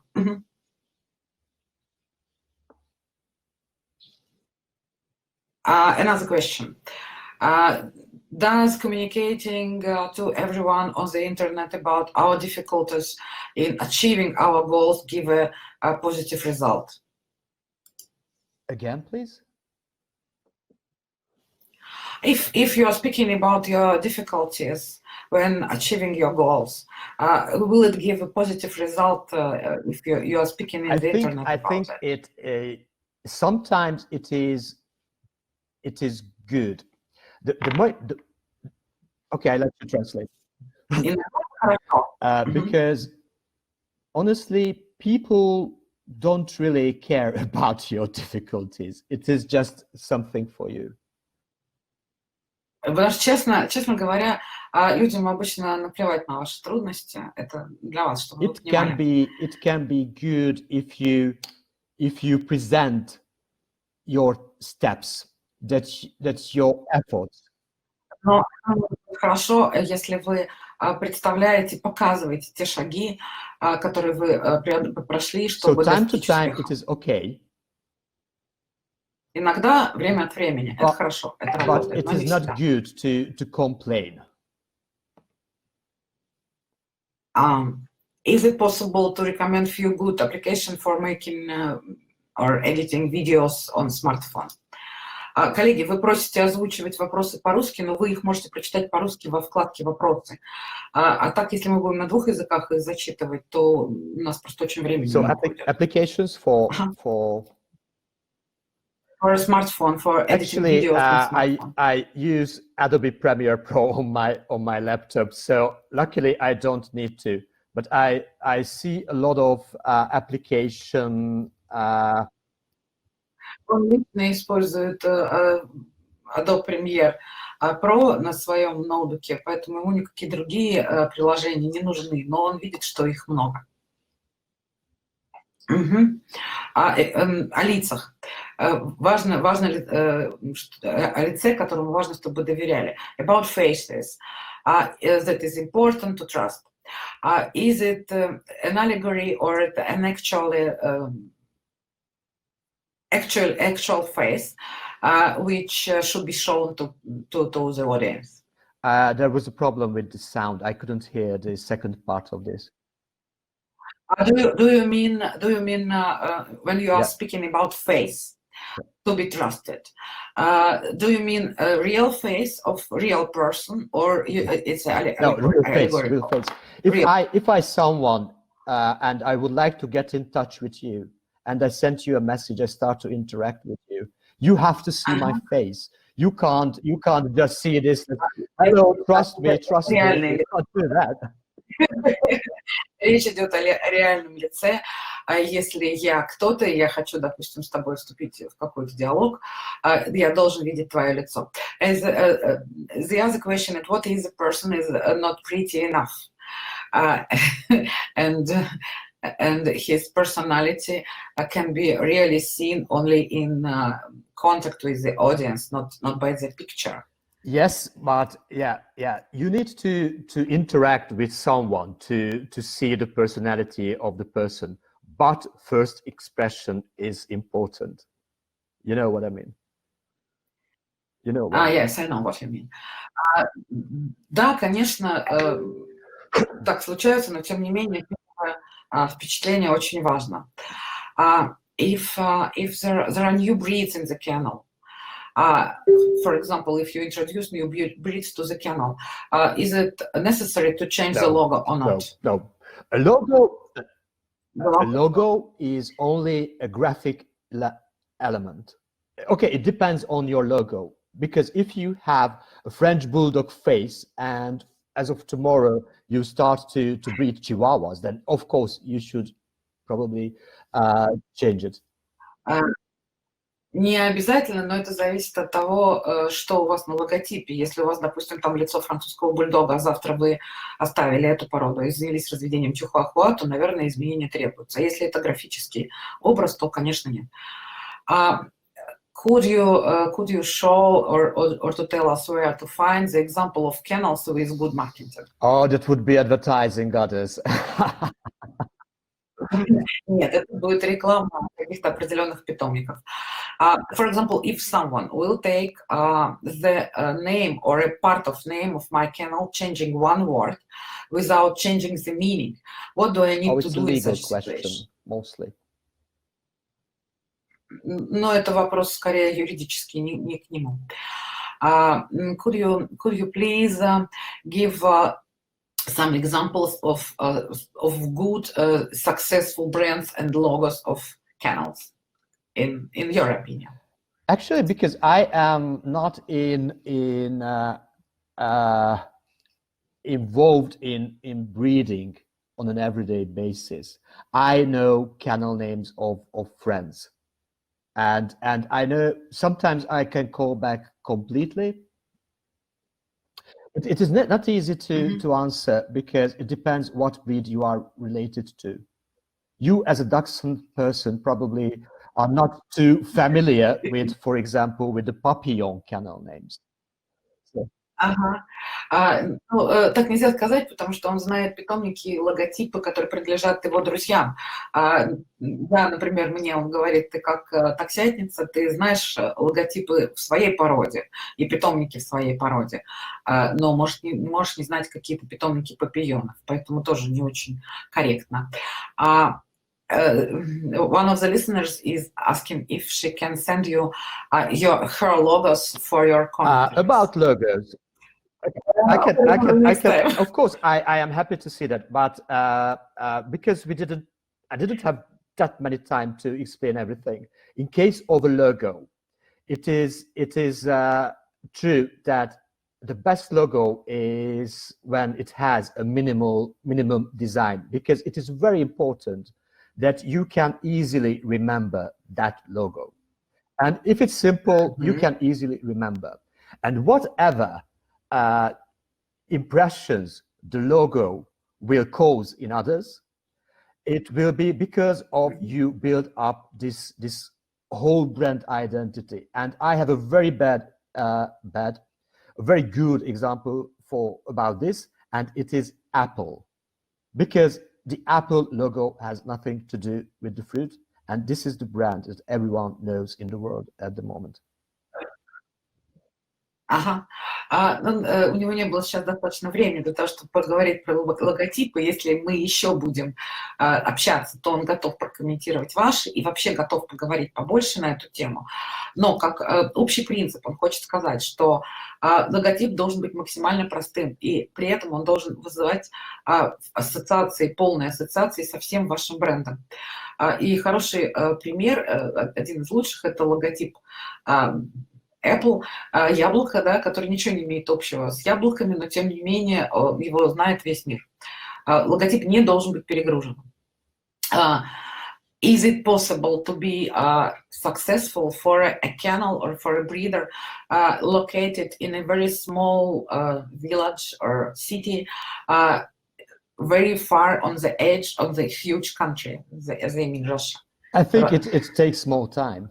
Probably, because the possibilities are limited, and it is not about marketing, because you can run successfully a Facebook page, or it just came into my mind that you can, if it's a really rural area, it can be interesting for people to see on Facebook or on Instagram how different life is there for a dog, for example, just an idea.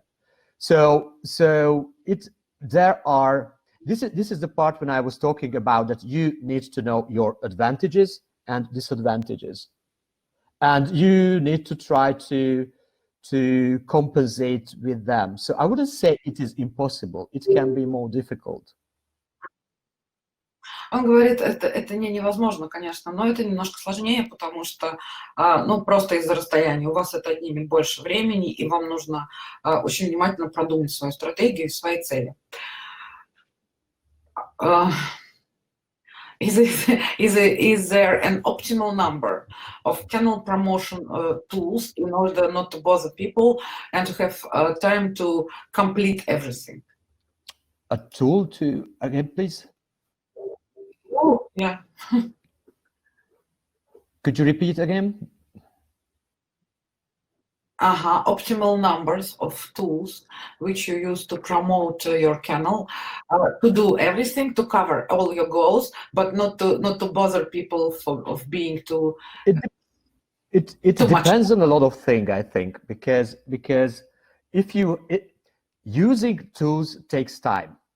If you have enough time and capacity, and you have enough ideas to use Facebook, Instagram, YouTube, run a blog, be on Snapchat, be on TikTok, etc., etc., these tools have different audiences. You mostly create not the same content all the time. It mostly based on your content strategy. The worst thing is that you repeat the same thing again and again. You have really boring content. If you can catch the attention of people, it can work. Все зависит от вашей стратегии. Если вы повторяете один и тот же контент бесконечно, вы утомляете людей. Если вы можете привлечь их внимание чем-то новым, делайте это. Аттила, as far as I can see, we have a lot of questions, and our time is over long ago. And I suggest you to come again, for example, next Saturday, and we can. Next weekend, I am busy, I think, but after that, it is okay. We will find another date. And, друзья, пишите ваши вопросы нам, мы их аккумулируем, передадим Аттиле, и мы уже будем конкретно отвечать на вопросы, я так думаю. So, I suggested to our listeners to send the questions, and we will read them, and we'll decide how to move. Especially because you promised us to give the presentation about the breed preservation. Yes. And it will be an extended version. Extended. Okay, Аттила, thank you very much. It was, as always, it was a big pleasure. Many thanks to Anastasia for perfect translation. And see you, and see thank you again for everyone for joining us this afternoon. And enjoy, Adrian, come on.